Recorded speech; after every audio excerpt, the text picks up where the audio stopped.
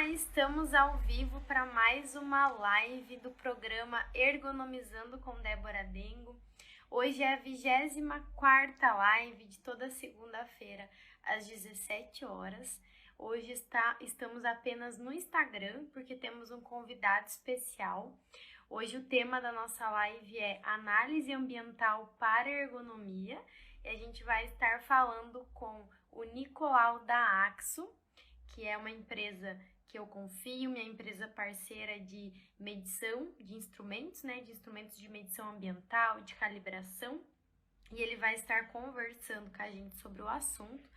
Eu fiquei muito feliz com esse convite, porque foi um convite para falar sobre o Abril Verde no Abril Verde, né? O Abril Verde é o mês de prevenção de doenças e acidentes do trabalho, e a Axo me convidou para bater esse papo sobre análise ambiental, equipamentos de medição, e a gente uniu aí o Abril Verde com o programa Ergonomizando com Débora Dengo para falar sobre esse assunto.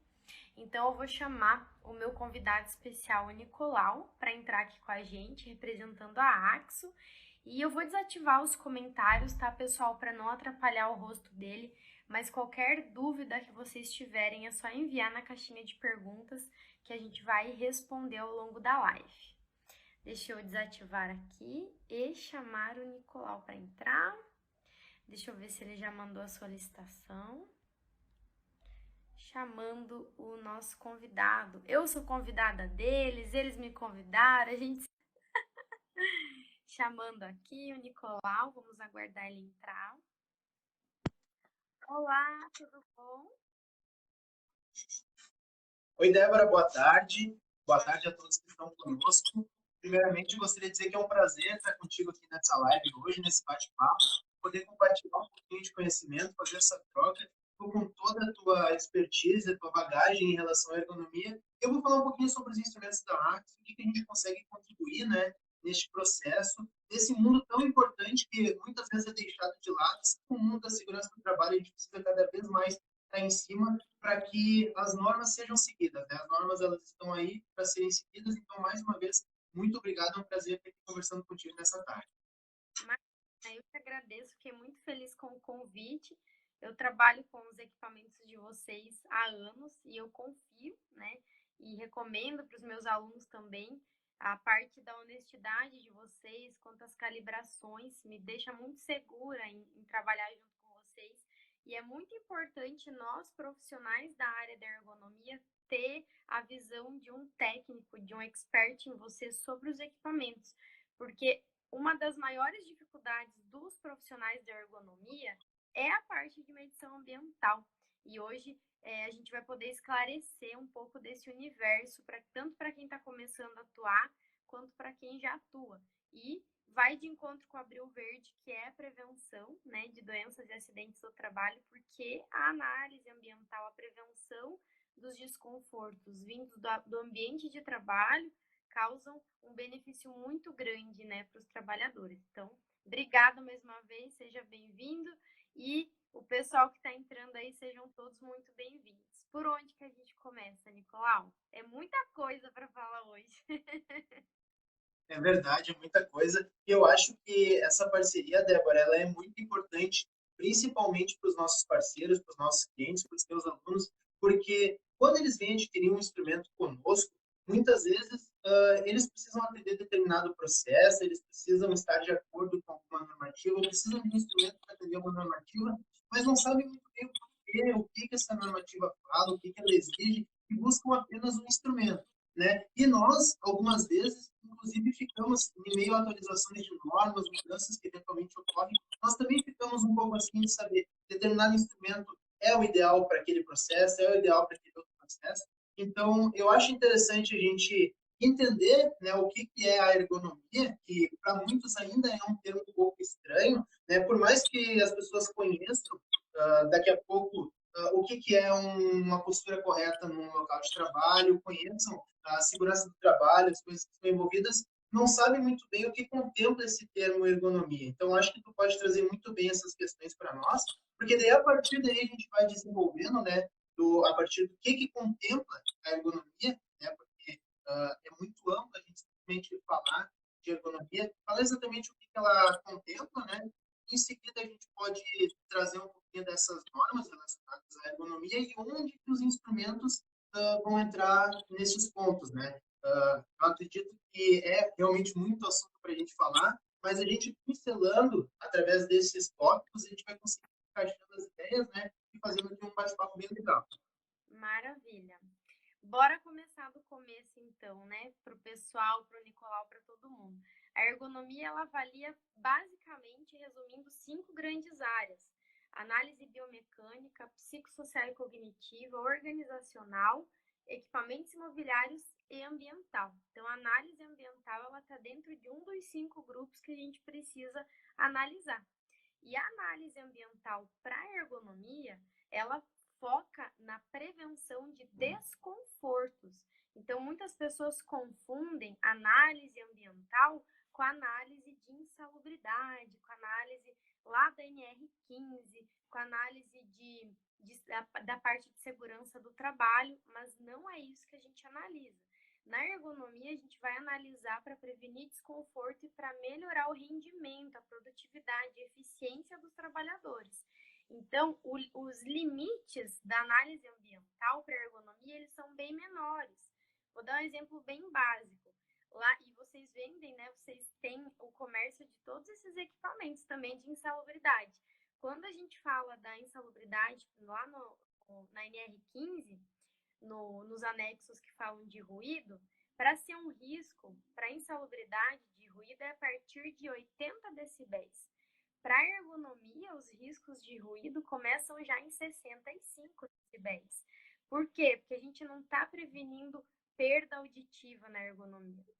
A gente está fazendo a prevenção dos níveis de conforto. Então, para o trabalhador trabalhar confortável e com eficiência. Ninguém consegue trabalhar bem quando tem um ruído, principalmente quando é trabalho intelectual.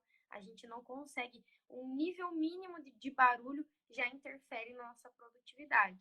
Então, esse é o primeiro ponto de entender a parte da ergonomia na análise ambiental, que é uma análise obrigatória, né? Tem pessoas que pensam que vou deixar para depois, ou vou pular essa parte. Não pode. É uma análise que tem que ser feita em toda análise ergonômica, né? E também não confundir com a insalubridade, com a questão de prevenir doenças do trabalho, prevenir a questão de calcular ganhos de insalubridade, que tem o adicional de insalubridade. Não é nada disso, né? É conforto e eficiência no trabalho. Sim, sim. Eu acho que é muito importante entender esse ponto, porque o mesmo instrumento que eu vou utilizar lá na segurança do trabalho, eu vou utilizar também na ergonomia, mas eu vou monitorar, analisar ele em níveis diferentes. Eu vou analisar dependendo do processo, dependendo da minha aplicação, da minha função no trabalho em si, eu vou monitorar níveis diferentes. Mas, por exemplo, tu deu o exemplo ali dos decibéis, né? Eu vou monitorar a pressão sonora através do decibelímetro. É o mesmo decibelímetro, o equipamento que eu vou utilizar para monitorar lá na segurança do trabalho os meus níveis mais críticos, mais elevados, que podem ser diretamente prejudiciais à saúde do operador, do usuário, aquela pessoa que está naquele ambiente, como tu disse, insalubre, né? É o mesmo equipamento que eu vou utilizar para verificação de conforto relacionado à ergonomia. Então, é um equipamento muito importante, não é um equipamento específico para a ergonomia ou para a segurança do trabalho, é um equipamento que vai ser utilizado em todos esses processos, dependendo da análise que eu vou fazer. Então, tudo vai depender dos níveis de ruído, nesse caso, utilizando esse perímetro como exemplo, né, os níveis de ruído a serem monitorados. Como a faixa, geralmente, ela é uma faixa bem ampla, ela contempla tanto essa análise mais relacionada ao conforto, uma análise em níveis mais baixos, 75, 70 decibéis, até aquelas análises de pico de ruído mais elevados, 80, 85, 90, que já são prejudiciais à saúde, né? Perfeito. Isso é importante, porque até existem alguns equipamentos que são mais voltados para a ergonomia, né? Mas a maioria deles é possível aplicar em ambas as áreas, a área de insalubridade e de ergonomia. Só que o que determina é o profissional que está analisando e os níveis máximos. Então, não adianta você ter o melhor equipamento também, se você não souber como que você analisa. E aí que entram as nossas normativas da ergonomia, que são diferentes de segurança do trabalho, higiene ocupacional e insalubridade, uma vez que para determinar níveis de insalubridade é a NR15 que é utilizada, para níveis de conforto e ambiente a gente utiliza a NR17, né? Então a NR17 é a nossa principal norma de ergonomia, ela vai falar lá sobre quanto que deveria ser, né, o recomendado para temperatura, para ruído, velocidade do ar, umidade do ar, e ela também sugere algumas normativas específicas para complementar. Então, por exemplo, na NR17 atual, é sugerido para avaliar a questão de ruído a NBR 10152. Só que tivemos um probleminha que em 2017, quando a 10152 foi atualizada, ela deixou lá no cabeçalho dela, bem, quase que em negrito, esta norma não é para fins de saúde ocupacional. E simplesmente não foi retirado isso da NR17. Muitos profissionais ainda utilizam a NBR 10152 para avaliar ruído no ambiente de trabalho. Só que se tiver um perito, uma fiscalização que está antenada nisso, vai verificar que não utilizamos mais. Então, o que eu uso para ruído? Só NR17 mesmo, né? E o anexo, o manual de aplicação. Depois disso, a gente tem uma outra recomendação que em 2018 entrou na NR17, que é a NHO11. A NHO11 entrou, né, como um novo item na NR17 como a recomendada para análise de iluminação. E aí lá entrou, né, essa norma não é nova, ela já tem há muitos anos, é da Fundacentro, mas ela não era utilizada para ergonomia, até porque é uma norma bem complexa, né? Quase ninguém conhecia. Em 2018 veio essa exigência e o pessoal ficou descabelado. Que equipamento que eu tenho que usar? Como que eu aplico essa norma e tudo mais? E aí esse equipamento, depois a gente vai falar um a um dos equipamentos, mas tem um equipamento que é específico para atender a NH11, tem algumas especificações, o principal é que tem que avaliar lâmpadas de LED, né, Nicolau? E aí tem os equipamentos certinho, específicos para analisar a lâmpada de LED. Sim, perfeito. E, Débora, quando a gente escuta alguém especialista na área falando sobre as normas, a gente consegue entender cada vez mais o porquê da importância desse tipo de profissional. Porque as normas, elas se atualizam com frequência, as normas são documentos com conteúdo pesado, documentos longos, que exigem uma interpretação adequada, né? E muitas vezes nós mesmos ou o cliente não consegue, de uma maneira mais apurada, fazer as interpretações corretas que a norma exige ou não, ou saber o ponto exato que eu preciso consultar determinada informação, porque realmente são documentos que trazem um conteúdo bem forte, bem pesado em relação a isso, e por isso eu acho muito importante profissionais que nem tu que conseguem passar isso para nós até de uma maneira mais leve, mais fácil de compreender, né? Os pontos dessa norma e o que a gente precisa para atendê-las ou não, né? Então, eu gosto de pontuar isso, porque para nós é muito importante ter parceiros assim, que nem tu, que consiga ter essa troca de informações conosco, né? E dessa forma, assim como tu passa para nós, a gente consegue passar para os nossos clientes de uma maneira mais clara essas informações, né? Em relação a própria, falar um pouquinho sobre oxímetro, por exemplo, a NH11, norma de higiene ocupacional, que traz ali alguns pontos relacionados às exigências do oxímetro, né? Nós, há alguns meses atrás, não lembro quanto tempo exatamente, nós chegamos até a conversar por e-mail sobre essa situação, porque ela traz interpretações diferentes do que pode ser que o instrumento tenha ou não tenha para atender ela de acordo, né? Como tu disse bem ali a questão da lâmpada LED, né? A interpretação que nós fizemos aqui na norma, depois que nos auxiliou em relação a isso, é que o instrumento ele precisa estar apto a realizar a medição de uma fonte luminosa LED, né? Ou ele precisa ter algum tipo de fator de correção, algum valor que eu possa ali, aplicar o resultado final que ele está apresentando de forma corrigida com a lâmpada LED.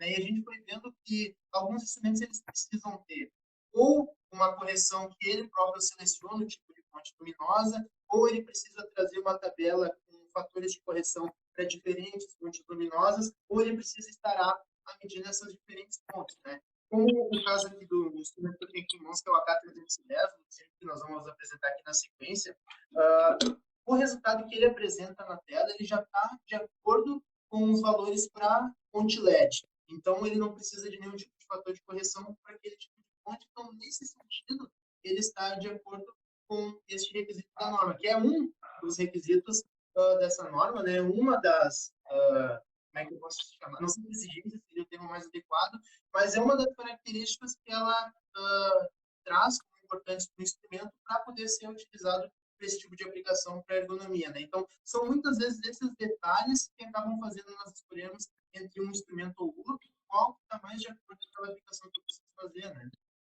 Perfeito. E eu até fiz uma comparação.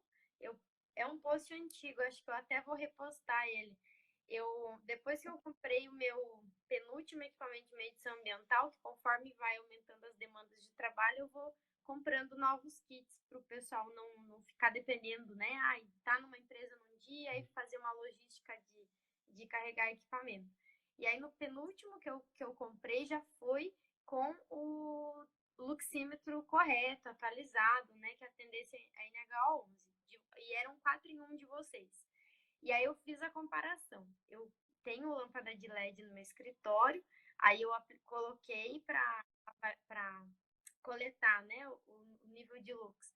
O meu luxímetro antigo, que não avaliava a lâmpada de LED, e o novo, calibrado, bonitinho, que tinha a avaliação para a lâmpada de LED.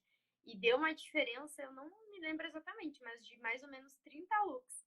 Então isso faz muita diferença, porque se você for pegar na norma, né, que ela só dá 10% de margem, então a cada 500 lux, só 50 pode estar de margem para baixo, depois disso 11% já está errado, então você pega ali 30 lux, pode impactar muito numa análise, né? Pode tornar um ambiente de adequado para não adequado, ou de não adequado para adequado, e a sua análise ficar incorreta. Então, é muito importante a gente sempre estar antenado nas atualizações e acompanhar, né? E fazer novos investimentos quando de fato é necessário, como foi esse caso com os novos equipamentos de luxímetro que avaliavam lâmpada de LED. Muitas pessoas ficaram chateadas, né? Mas infelizmente a gente não consegue controlar as atualizações das normas. A gente só acompanha, aceita e faz o que tem que ser feito.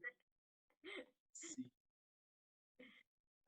E, Débora, a gente fala muito que alguns instrumentos que a gente citou, termigrômetro, luxímetro, decibelímetro, anemômetro, além dessas 5 grandezas principais, que são temperatura, umidade, iluminância, pressão sonora, e velocidade do vento, tu avalia alguma outra grandeza como importante para estar ao lado dessas 5? Ou essas 5 já contemplam a maior parte, ou grande parte, dos fatores ergonômicos que a gente avalia e analisa nessas situações? Na análise ambiental, são só esses 5 que a gente analisa de forma quantitativa, né? Aí, fora isso, a gente avalia questões de solo, porque pode provocar quedas durante o trabalho, então, ambiente mais estrutural, que daí é uma análise qualitativa, né? O solo, o chão, o piso e a disposição dos mobiliários, que também tem análise quantitativa, mas é bastante uma análise qualitativa também, que é o layout do ambiente. Mas em questão de análise quantitativa ambiental, são essas 5 grandezas: iluminação, temperatura, velocidade do ar, umidade do ar e ruído. Essas são as 5. E aí tem a questão da vibração também, que eu estava esquecendo, que é uma sexta grandeza, só que também ela puxa bastante para a insalubridade. A gente tem um limite ali de atuação dentro da ergonomia. A gente consegue fazer análises de vibração de acordo com o quanto de vibração passa daquele equipamento ou daquela máquina utilizada para os braços, né, para os punhos dos trabalhadores, mas isso não é frequente, né, não é toda análise que existe isso para a gente medir, e também tem um limite que, a partir de determinado limite, também entra com a questão da segurança do trabalho e insalubridade. Mas o nosso feijão com arroz da ergonomia em questão ambiental são essas 5 medidas, essas 5 grandezas que a gente tem que analisar em praticamente todos os clientes que a gente entra. Perfeito. E não sei se tu quer começar falando sobre alguma delas especificamente, a gente poderia falar sobre a grandeza, apresentar o instrumento. Normalmente, a gente começa falando sobre temperatura e umidade, que eu acho que é uma das grandezas mais básicas, né? Que a gente monitora nos mais diversos processos, tanto que termômetros e termigrômetros a gente tem nos mais diversos formatos, tamanhos, formas de utilização, né? É um instrumento que é extremamente amplo, utilizado em muitos processos e talvez a gente possa começar falando sobre eles, pode trazer um pouquinho da importância da temperatura e da umidade, né, nessa análise ambiental. E eu trago aqui o nosso AK-635, que é o termoigrômetro portátil da Axon, deles que eu trouxe para apresentar para vocês. Posso até comentar um pouquinho sobre outros modelos, tipos de termoigrômetros que tem e para que aplicações que são destinadas, né? Bacana. Inclusive, eu tenho esse, foi minha última aquisição, que eu vivo comprando equipamentos novos, e ele é excelente. Só que como eu queria estar com os meus também para mostrar, mas eu estou viajando. Eu não consegui carregar mais essa maleta de instrumentos. Mas, então, vamos lá. Para ergonomia, né, análise ambiental da parte de temperatura, ela é muito importante porque, né, tanto fazer análise quanto manter níveis de conforto. Pense você trabalhar o dia inteiro em uma temperatura de 30, 35 graus. Causa muitas consequências fisiológicas, né, para o trabalhador. Ele fadiga muito mais rápido, né, tem muito mais cansaço, termina o dia muito mais cansado, fadigado. Ele sua demais, o suor atrapalha. O suor, inclusive, ele pode causar até acidentes, né? Quando você tem que fechar o olho porque tá pingando, escorrendo. Se você passou protetor, então, aí sua, escorre, seu olho começa a arder, você tem que fechar. Esses poucos segundos na tentativa de limpar um olho que está suando pode causar acidente e é causador de acidentes em muitas empresas, né? E a questão da vestimenta também, tem que olhar para isso quando é ambiente muito quente. O contrário, a mesma coisa, ambiente muito frio, frigoríficos, né? Setores de abates de animais, que tem que ser mais frio. Setores alimentícios, de modo geral, tem que ter uma temperatura mais fria para não estragar os alimentos, né? Então, também é o contrário, o trabalhador ele trabalha tenso o dia inteiro, ele fica com frio, ele enrijece. Se ele já tem alguma dor, essa dor é amplificada no frio, no calor ajuda. Todo mundo já teve uma dorzinha nas costas e sabe que no calor sempre a gente está melhor e no frio a dor aumenta. No trabalho é a mesma coisa. Então, quem trabalha em câmeras frias tem que fazer o monitoramento da temperatura. Trabalhos em galpões muito quentes também tem que fazer o monitoramento. E não só isso, né? Depois que você monitorou e tem os valores e viu que ultrapassa as condições de conforto, tem que agir de alguma forma, que são as soluções ergonômicas, né? E um ponto muito importante para quem atua com ergonomia é que o medidor de temperatura, o equipamento que a gente tem que utilizar, não é a temperatura ambiente, aquele que a gente coloca o equipamento e aquele valor que sai na tela de temperatura ambiente é aquilo para ergonomia. Na ergonomia, a avaliação que a gente faz é de conforto térmico, é a temperatura efetiva. E para chegar nesse cálculo de temperatura efetiva, todos que são meus alunos sabem, quem já assistiu essa aula, a gente precisa da temperatura de bulbo seco, temperatura de bulbo úmido, que são duas temperaturas diferentes coletadas pelo equipamento adequado, a velocidade do ar, coletada pelo anemômetro, e aí a gente coloca numa tabelinha que se chama ábaco. E aí a gente cruza essas três informações e no cruzamento dessas três informações vai dar a temperatura efetiva. Então, Nicolau, se você puder mostrar um exemplo desse equipamento que tem a coleta de temperatura bulbo úmido e seco, falar o nome certinho, que essas siglas e números de vocês eu me perco para falar, eu não decorei não, embora eu use. Sim. É o com sonda, né? Isso. O instrumento que eu trouxe aqui para mostrar, que esse é o que tu tens aí, Débora, é o AK-635, tá? Ele é um termohigrômetro portátil com sonda. Ele tem essa sonda em separado com o cabo de espiral, que possibilita que eu consiga chegar com sensores em diferentes locais, né? Aqui na ponta desse sensor, ele tem, na verdade, dois sensores, sensor de temperatura e de umidade. É muito comum nós vermos termômetros ou termohigrômetros portáteis e no sensor externo possuem somente o sensor de temperatura. Isso é bastante comum, porque é muito usual em outros processos a gente só a temperatura com o sensor externo. Mas aqui não. O grande diferencial dele é justamente possuir temperatura e umidade nesse sensor externo, possibilite que eu faça o monitoramento, então, desses dois parâmetros aqui no mesmo sensor, dividindo diferentes pontos, né? Fazendo a leitura aqui na tela com facilidade.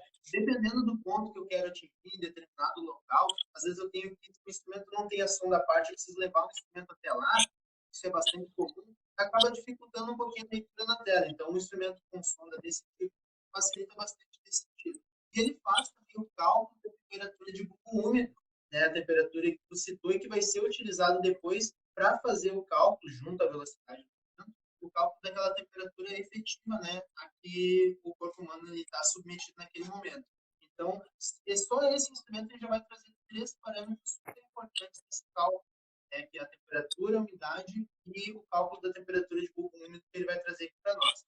É um instrumento bastante completo. Outros modelos de termohigrômetros que muitas pessoas já devem ter visto, nós temos aquele de bancada, né, o termohigrômetro que ele fica numa bancada fazendo o monitoramento, né? Tem o de bancada com sensor externo só de temperatura, com sensor externo de temperatura e umidade, como o HM35, né? Então, existem os mais diversos tipos de termohigrômetro, depende do local onde ele vai ser utilizado, se ele vai ficar parado numa bancada, se eu preciso fazer um monitoramento em diferentes ambientes. Isso tudo, essas informações que vão nos levando a um instrumento ideal para um determinado processo.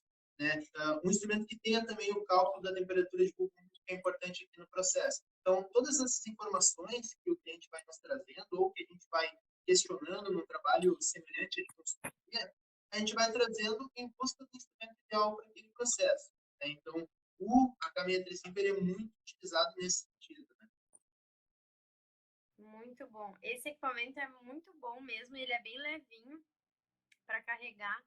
E essa sonda é muito boa, porque ainda mais agora com o Covid, que a gente vai nas empresas, a gente tem que ter uma distância, né? Então, essa sonda, ela permite que a gente fique ali pelo menos 1 metro de distância quando a gente vai fazer as coletas. Isso é bem importante. Eu sei porque eu fiz análise semana passada, eu utilizei e era em um hospital, então, né, o nível de risco mais alto ainda, e essa sonda, ela ajuda. E também a gente não precisa posicionar o equipamento numa mesa que pode estar contaminada. Você só aproxima a sonda e não encosta em nada. Isso é bem positivo. E eu só percebi isso fazendo análise na pandemia no hospital. Isso é muito bom. Sim. Outra coisa interessante de ter um instrumento assim com o cabo, Débora, é a possibilidade do próprio usuário substituir o cabo se for necessário. Tá? Nós que trabalhamos aqui também com manutenção de equipamentos, nós já recebemos equipamentos, por exemplo, que o cliente acidentalmente cortou o cabo, rompeu o cabo por algum motivo, seja lá qual for, e existem instrumentos em que o cabo ele é fixo dentro do aparelho, né, o cabo do sensor. Isso faz com que seja necessário o envio para assistência técnica para fazer manutenção, troca de cabo. Aqui não. Se você, por acaso, acontecer um acidente, um dano acidental aqui nesse cabo, o próprio cliente pode adquirir a sonda e voltar a utilizar seu equipamento sem problema algum, né? Apenas substituir o cabo. Então, essa é uma outra vantagem do instrumento portátil com a sonda à parte, como é o caso do acabamento. Ah, legal. Bem legal mesmo. Porque não onera o equipamento inteiro, né? É um probleminha. Qual que a gente pode falar agora? Pode ser o luxímetro? Pode ser, estou com ele em mãos aqui também. Tá. Eu também tenho, é o AK310, né? Esse eu anotei. É esse? Isso mesmo, AK310. Uhum. Então, relembrando, né, pessoal, a normativa que fala de iluminação na ergonomia é a NH11, que é a norma de higiene ocupacional número 11. Desde 2018 está obrigatória na NR17 para nossas avaliações ergonômicas ambientais de iluminação. E tem a questão de análise de lâmpadas de LED, né? E por que isso aconteceu? Houve uma troca das lâmpadas a nível nacional, é bem mais econômica, é bem melhor, E aí as normativas têm que acompanhar também, né? E os equipamentos juntos. Então, todo mundo foi para a lâmpada de LED, tem que ter uma análise específica para essas lâmpadas, porque faz parte da ergonomia, está dentro das normativas, e as normativas atualizam, e a gente tem que atualizar os equipamentos, né? Que foi isso que aconteceu. Os meus antiguinhos lá, que não analisam lâmpada de LED, estão lá, né? No cemitério da ergonomia. E o que eu ia falar? Lá na norma NH11 tem a tabela de quantos looks mínimo de looks tem que ter em cada ambiente de trabalho. Essa normativa é gratuita. Quem não baixou ainda, só jogar no Google NH11, você consegue baixar e tem essa tabela. E aí esse equipamento de medição, esse luxímetro, vai captar o nível de lux que tem naquele ambiente. Então, um exemplo bem simples. Em escritório, o nível mínimo de lux é 500. Em todo ambiente que tem computador, teclado e mouse, né? Que tem processamento de dados. E a norma tolera 10% abaixo. Então, se ficar até 450 ali de mínimo, tá ok. 440, por exemplo, já é um risco ergonômico para iluminação. E aí tem esse equipamento que a gente utiliza, que eu tenho também, que é o luxímetro AK310. Isso, o AK310, a exemplo do 635, também é um instrumento portátil com um sensor aqui à parte, né? Para quem utiliza luxímetro sabe que o fato de eu ter o sensor assim à parte, eu acredito que de todos os instrumentos que eu tenho aqui, é um dos mais importantes ter esse sensor em separado, porque ele exige um posicionamento adequado para fazer a captação da minha medição. E quando eu tenho o meu sensor acoplado no instrumento, estava dificultando um pouco a leitura, porque eu preciso levar um instrumento junto ao local onde eu vou fazer a captação da medição, que dificulta a minha visualização na tela. E quando a gente se posiciona para fazer a leitura, a própria sombra do nosso corpo acaba interferindo nessas medições. Quem utiliza a já deve ter passado muito por essas questões, né? E o instrumento portátil ele elimina muitas dessas dificuldades, porque eu posso levar o sensor até o local onde eu quero fazer a medição e observar aqui o resultado sem nenhum comprometimento. Né? Então, o simples fato de ter esse tipo de sensor aqui já auxilia bastante na utilização. Ele possui aqui a fotocélula corrigida por olho humano. Quando vocês olham aqui o sensor do luxímetro, na verdade o sensor está dentro dessa cápsulazinha branca aqui. Ela é muito semelhante ao olho humano, isso aqui é intencional. Ela é feita de forma que os raios aqui eles incidam de forma semelhante ao que incidem no olho humano, por isso que ele tem a correção da angulação aqui do sensor. Porque ele precisa captar a luz do ambiente da mesma forma que nós captamos, né? Que a nossa visão capta, que é justamente para verificar o conforto da nossa visão em relação à luz daquele ambiente, e nós vamos utilizar esse luxímetro. Então, eu vou ligar ele, aqui ele já está fazendo medições, se vocês olharem. Aqui, infelizmente, aparece ao contrário, né? Mas se eu aproximar aqui da luz, é possível ver que o valor vai subindo, ó, quando eu faço, o valor vai descendo. A medição dele é bastante instantânea, muito fácil de ser utilizado.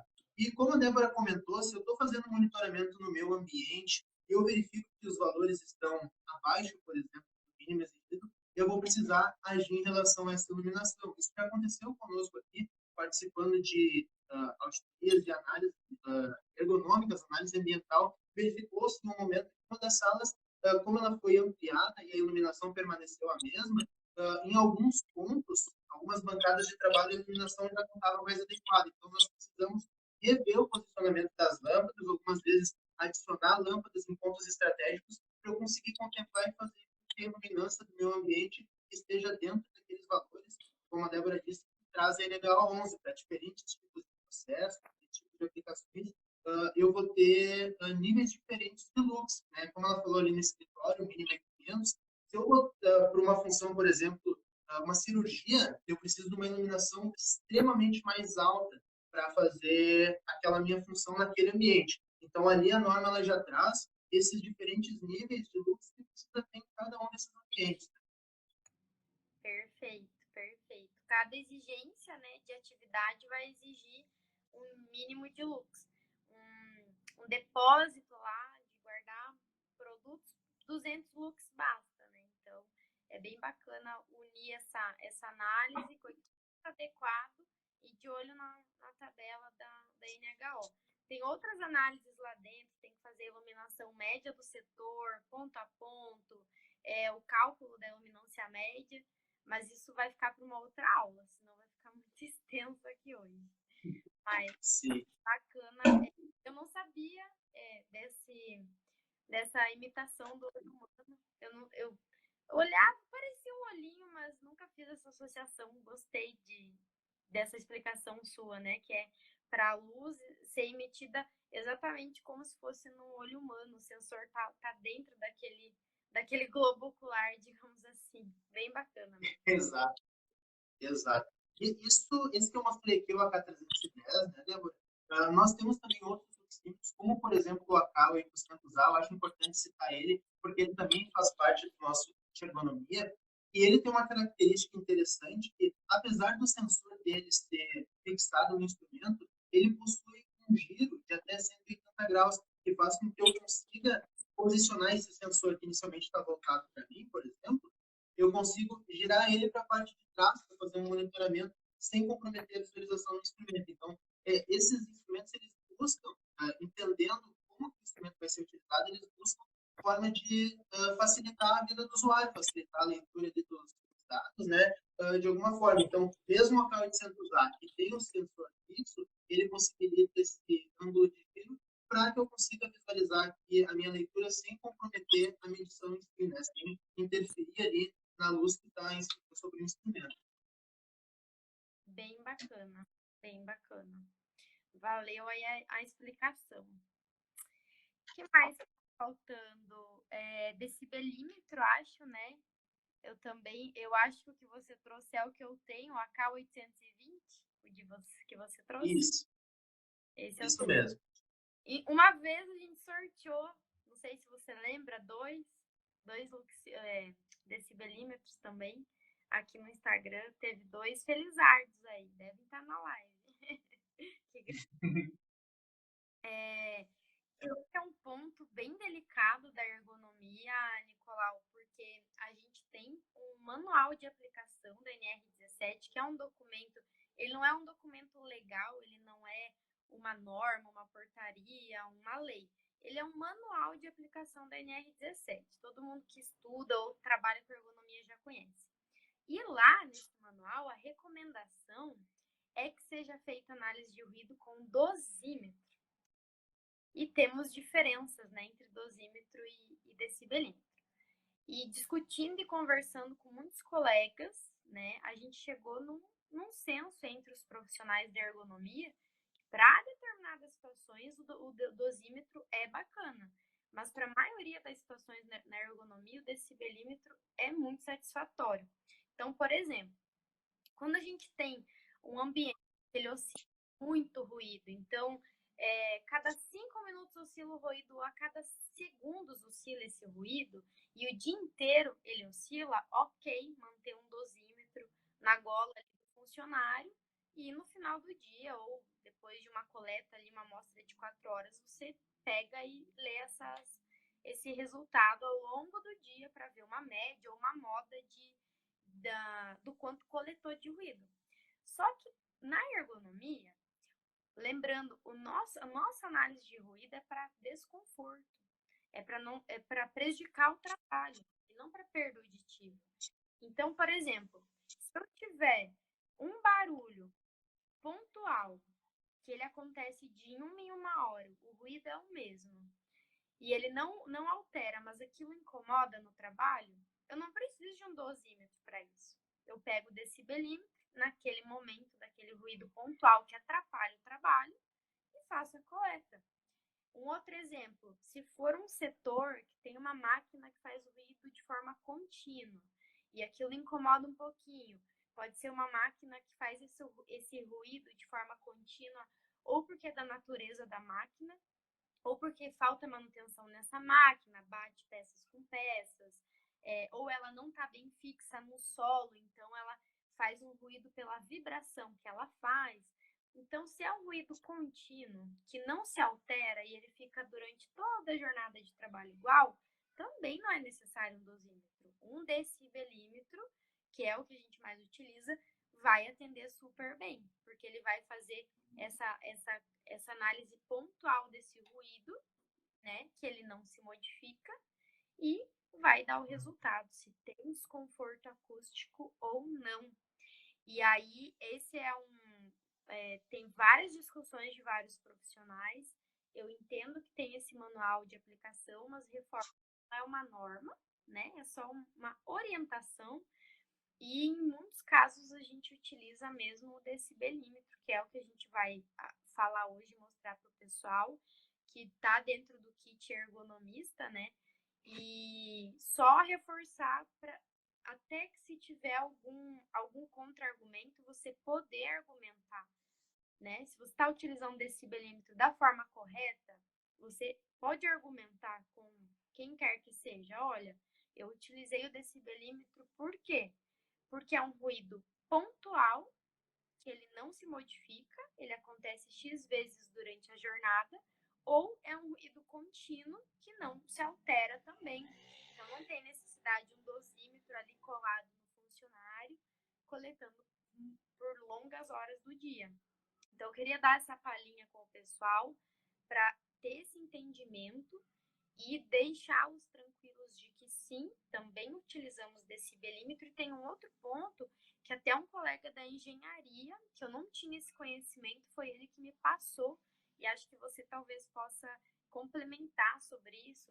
E o decibelímetro, ele pega faixas de ruído um pouco menores, que são as mais importantes para nós da ergonomia, porque a gente não avalia a questão de perda auditiva, de ruídos maiores, né? A gente avalia faixas menores, abaixo de 65 decibéis. E pelas conversas que eu tive com um colega engenheiro, o decibelímetro ele é mais focado em faixas menores de decibéis. Então, se você puder também falar sobre isso, e aí a gente fala do equipamento também. Sim.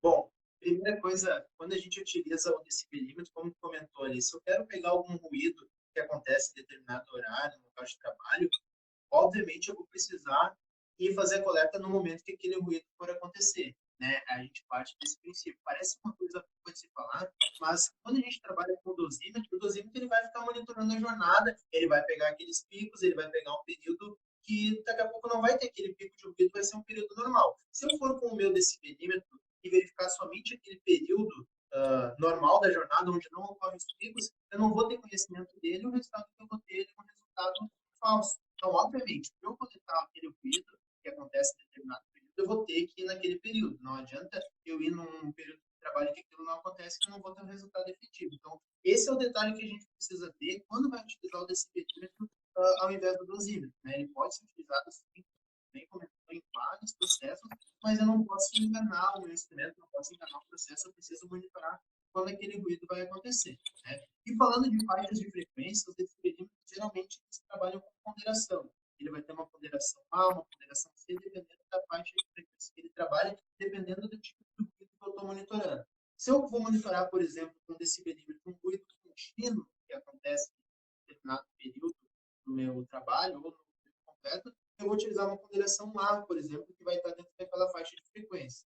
No momento em que eu tenho ruídos intermitentes, bem mais agudos, com picos, no meio daquele meu ruído contínuo, uma ponderação C já seria mais adequada para trabalhar nessa faixa de frequência. Da mesma forma, a gente tem o tempo de resposta do decibelímetro, o tempo fast e o tempo slow. O tempo fast ele faz uma leitura mais rápida, né? Ele consegue captar os sinais mais rapidamente, variações mais rápidas daquele ruído, e o slow não. O slow, para as lentas daquele ruído, ou um ruído, como comentou, um ruído mais contínuo, que não apresenta tantas variações, aí o decibelímetro numa função de tempo de resposta slow já vai ser suficiente. Então, a gente vai ter que sempre entender que tipo de processo eu estou monitorando, que tipo de ruídos eu vou ter ali, para saber se eu vou utilizar o decibelímetro ou o dosímetro. O decibelímetro vai atender grande parte desses processos, e saber qual configuração adequada que eu vou utilizar para aquele ruído que eu estou utilizando. Né? Então, por isso é muito importante ter esse conhecimento ou entrar em contato conosco para entender essas diferenças, saber qual a configuração mais adequada para esse perímetro para tal processo. A gente vai perguntar, esse processo é um ruído contínuo? Esse processo, por exemplo, às vezes eu estou trabalhando numa máquina, uma prensa, por exemplo, que ela tem um ruído contínuo quando ela baixa da boom. Aí, de novo, um ruído contínuo, boom. Então, aqueles picos de ruído eles precisam ser captados da maneira adequada com o decibelímetro, né? Aqui, como a gente comentou, tem o AK 820, esse decibelímetro pode ser utilizado nos mais diversos processos, bastante simples a funcionalidade dele, né? Estou aqui, enquanto eu estou falando contigo, ele está monitorando aqui as variações do meio ambiente, né? Aparece aqui o contrário, mas dá para ver que ele está apresentando essa variação. É possível ainda utilizar um calibrador de decibelímetros aqui, retirando a espuma, para verificar os resultados que ele está apresentando, se estão de acordo ou não. Né? Então, é um instrumento bem simples e bastante completo que pode ser utilizado nos mais diversos processos. Além disso, a gente tem um instrumento que eu poderia dizer que ele é um intermediário entre o decibelímetro e o dosímetro. Ele ainda é um decibelímetro, o AK823, mas ele é um decibelímetro com registro. Então, eu consigo deixar ele monitorando em determinado período, ele vai registrando os valores no tempo que eu programar, se eu colocar de 1 em 1 minuto, ele vai registrando esses valores na memória e depois eu vou baixar esses valores no computador e poder analisá-los com calma, verificar em que horário que está acontecendo o meu pico de ruído, em que horário que está mais alto. Esse é o AK823, então desse perímetro que vai ter algumas funções a mais que me possibilitam esse monitoramento sem precisar ficar olhando para o instrumento lá o tempo todo. Por exemplo, se eu quero pegar um ruído, eu não sei exatamente o horário que ele vai acontecer. Ele é um ruído inicialmente aleatório. Eu vou colocar o AK823 e vou deixar ele monitorando. O ruído vai acontecer no horário que ele pode acontecer e depois eu vou poder baixar esses dados e ter acesso a essas informações com facilidade. Tá? Então, são alguns exemplos desses perímetros que a gente pode utilizar justamente para fazer esses monitoramentos aí, conforme você citou. Que bacana, show de bola, muito bom. E lembrando que para ergonomia, a partir de 65 decibéis, desconforto acústico, né? Não vai dar um risco, não vai perder a audição, não vai ter que usar aparelho auditivo. Sempre que a gente consegue prevenir a nível de ergonomia, a gente consegue prevenir o nível de insalubridade, porque ele é sempre superior, né? Então, muito bom mesmo. Que mais, Nicolau? Acho que o Temos anemômetro. o anemômetro para falar um pouquinho e depois eu vou fechar falando só rapidamente sobre calibração e ajuste. Nós vamos até às 18, Débora? Se passar, não tem problema. O meu Instagram, Não tem problema? ele vai até, sei lá, eu já fiz live de 100 e poucos minutos, mas Não, então tá bom. você que Então tá manda, bom. tranquilo.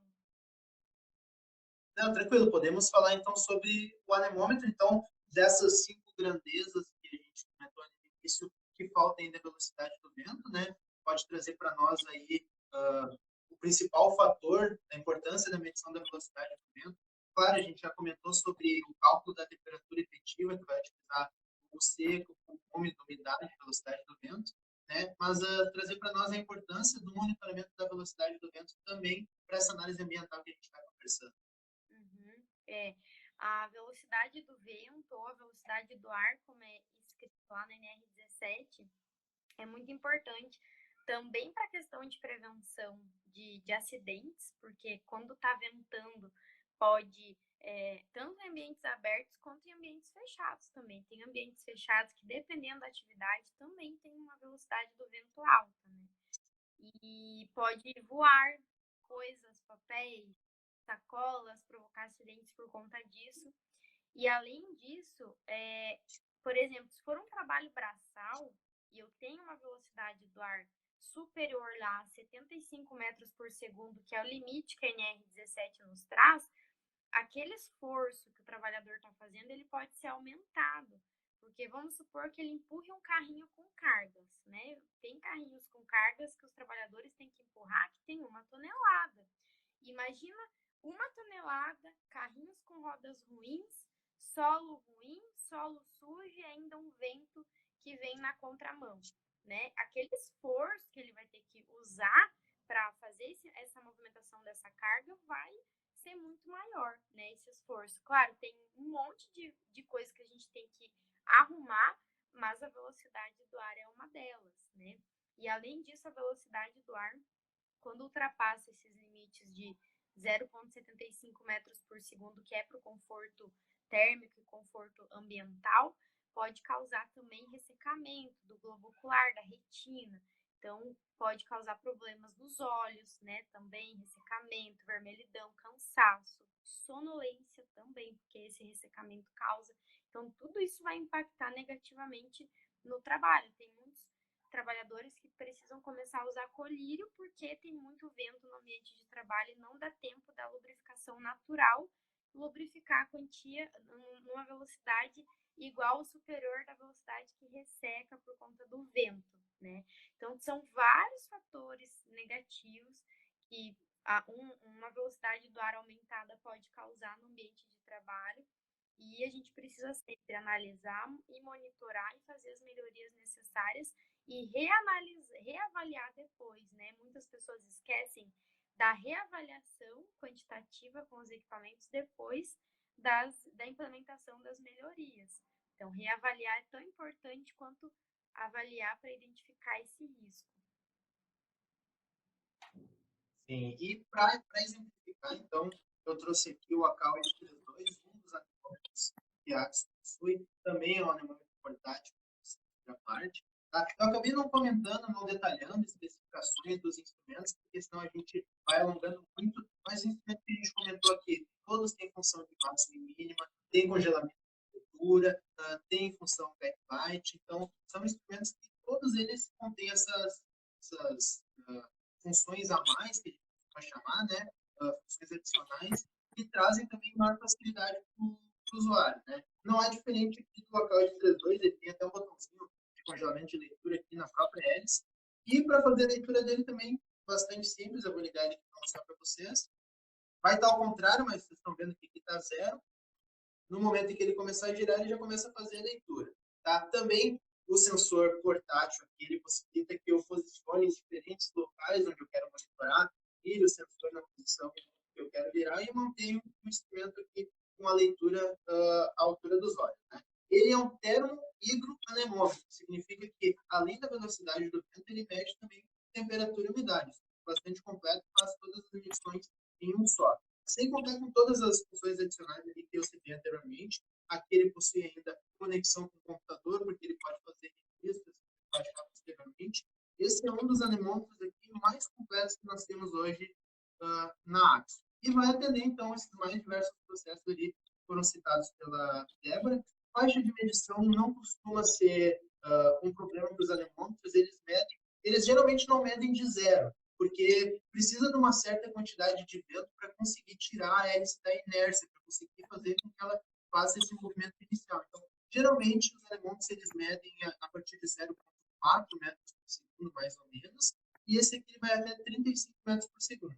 Tá? Essa é uma dúvida que alguns clientes nos perguntam, por que o anemômetro não mede a partir de zero? É justamente pela força necessária do vento para fazer com que a hélice ela saia daquele momento de inércia, saia da inércia e entre no momento de giro. Né? E para isso, precisa de uma certa quantidade de vento mínima, que aqui é em torno de 0,4 metros por segundo, para fazer com que ela faça esse giro inicial e faça então as suas medições.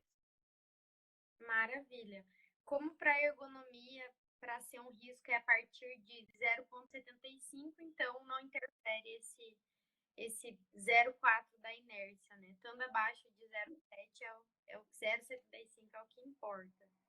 Muito bom, muito bom. Só um detalhe, pessoal, com certeza essa pergunta vai ser: eu posso então adquirir esse equipamento que ele mede temperatura e tudo mais, só que ele não mede bulbo úmido, né? Então, para análise de conforto térmico, temperatura efetiva, eu preciso daquele da sonda também. Tu tá conseguindo me ouvir, Débora? Tá trancando um pouquinho, eu acho que é a minha rede aqui. Às vezes trava um pouquinho, mas até agora tudo deu para entender bem. Tá. O AK832 aqui, ele faz também um cálculo da temperatura do ponto de orvalho e da temperatura de bulbo úmido. Ele calcula esses parâmetros também. Né? Então, assim como o 635 que nós vimos antes, ele possui essa função do cálculo. Então, ele vai trazer aqui a medição de temperatura, umidade, velocidade do vento e o cálculo da temperatura de bulbo úmido. Essas 4 informações ele traz. Maravilha. Então, se tiver que optar entre esse e o outro medidor de temperatura, esse é mais completo porque tem o anemômetro, né? Isso. O que pode ter de diferença? Pode ter alguma diferença ali em relação à exatidão, erro máximo apresentado um do outro, em função de um ser dedicado à temperatura e umidade e o outro ele ter outras funções ali, a temperatura e a umidade não são o principal dele, né? Mas normalmente costumam ser pequenas diferenças ali que quando a pessoa precisa de todas as medições, parte, por exemplo, para o AK832. Né? Se já possui lá, por exemplo, um anemômetro, aí não precisaria comprar um outro anemômetro. Compre um termômetro portátil com temperatura e umidade que faça o cálculo da temperatura de úmido. Isso vai tudo do que o cliente precisa. Né? Nós temos alguns clientes que optam por ter instrumento separado para um momento, por exemplo, que eu preciso enviar para calibrar ou que eu quero enviar para uma manutenção de rotina. Se eu tenho tudo no mesmo instrumento, no momento que eu envio ele, eu fico sem medição alguma. No momento em que eu tenho essas medições particionadas, eu posso controlar as minhas datas de calibração, minhas datas de manutenção corretiva ou corretiva, e eu envio o meu termômetro, mas eu continuo com o meu anemômetro, esse tipo de coisa, né? Então, depende muito da cultura da empresa, do cliente, o que ele prefere fazer, né? Se o cliente ele tem um instrumento reserva, ele pode ter dois instrumentos que façam todas as medições, quando ele envia um, ele permanece com o outro. Então, vai muito da pessoa mesmo, né? O que ela prefere, e é por isso que a gente busca ter instrumentos para atender os mais diversos gostos. Quem prefere ter um, quem prefere ter separado, geralmente a gente vai ter para atender esses diferentes gostos, né? Uhum. Muito bom. E queria que você falasse, Nicolau, sobre a calibração, que o pessoal tem muita dúvida, e sobre né, validade também, que muitas pessoas acham que a cada um ano que tem aquela obrigatoriedade temporal, né? Queria que você falasse sobre a calibração, os tipos que tem, qual que atende a ergonomia e também a parte de certificado, né, de calibração, que é muito importante para os nossos laudos. Tá, perfeito. Antes de iniciar falando de calibração propriamente dita, Débora, eu gosto de evidenciar as diferenças entre ajuste e calibração. Porque ajuste e calibração são dois termos diferentes, com conceitos bem diferentes um do outro, mas que costumam ser muito confundidos. Né? Muita gente envia um instrumento para calibrar porque precisa ajustar, ou envia um instrumento para calibrar porque precisa fazer uma manutenção, corrigir alguma medição, mas não é bem assim. Tá? O ajuste, ele é sim corrigir um determinado erro que o instrumento está apresentando. O ajuste, ele é um procedimento que vai agir sobre o erro de maneira a corrigi-lo, né? Pode ser através de algum ajuste que o instrumento tenha de maneira digital, ou algum potenciômetro que eu vou girar ali e vou fazer esse ajuste. Então, o ajuste, ele é invasivo, ele vai agir sobre o instrumento alterando o seu resultado. Tá? Já a calibração, não. A calibração, basicamente, é a comparação com o padrão. Eu vou comparar os resultados do instrumento com o padrão, normalmente em laboratórios, sob determinadas condições ambientes, condições de temperatura, condições de umidade, mas ela é uma calibração, ela é uma comparação. A calibração, ela não tem realmente nenhum envolvimento de ajuste ou de alterar o valor que o instrumento está apresentando. Então, vamos supor que eu queira calibrar esse decibelímetro. Tá? Eu posso fazer de duas formas. Eu posso ter um calibrador de decibelímetro que eu vou conectar aqui e verificar o resultado que ele está apresentando, ou posso comparar com outro decibelímetro em determinadas condições. Tá? Quando eu vou fazer a calibração, eu vou colocar o meu calibrador, por exemplo, aqui, ele está ajustado em 94. Eu vou olhar no instrumento, ele está medindo 94,1. Eu descobri que o erro do meu instrumento é de mais 0,1. Ponto. A calibração se encerra aqui. Tá? Se o instrumento possui alguma função de ajuste, pode ser feito um outro procedimento a fim de corrigir aquele 0 de erro que ele está apresentando. Tá? Então, são coisas diferentes. Nem todo laboratório realiza ajuste, né? Até porque nem todo laboratório tem o conhecimento das funções de ajuste de todos os instrumentos. Nós, da Axo, por exemplo, nós temos nosso laboratório de calibração próprio e muitas vezes nós recebemos instrumentos de outras marcas, porque nós calibramos instrumentos de qualquer marca, e eventualmente ele tem algum ajuste específico do fabricante que nós não temos conhecimento. Às vezes o próprio fabricante não divulga para que seja necessário enviar o instrumento para ele fazer esse correção, ou porque é um procedimento complexo, ou porque é um procedimento que não deva ser realizado por qualquer laboratório, e nem todo instrumento possui função de ajuste. Essa é uma outra questão importante. Nem todo instrumento vai ter algum tipo de ajuste ali que eu possa alterar ou corrigir o valor dele. Muitas vezes isso é por segurança mesmo, para que o usuário não faça nenhum tipo de ajuste indevido e altere o valor daquela medição com outro valor que seja errôneo, né?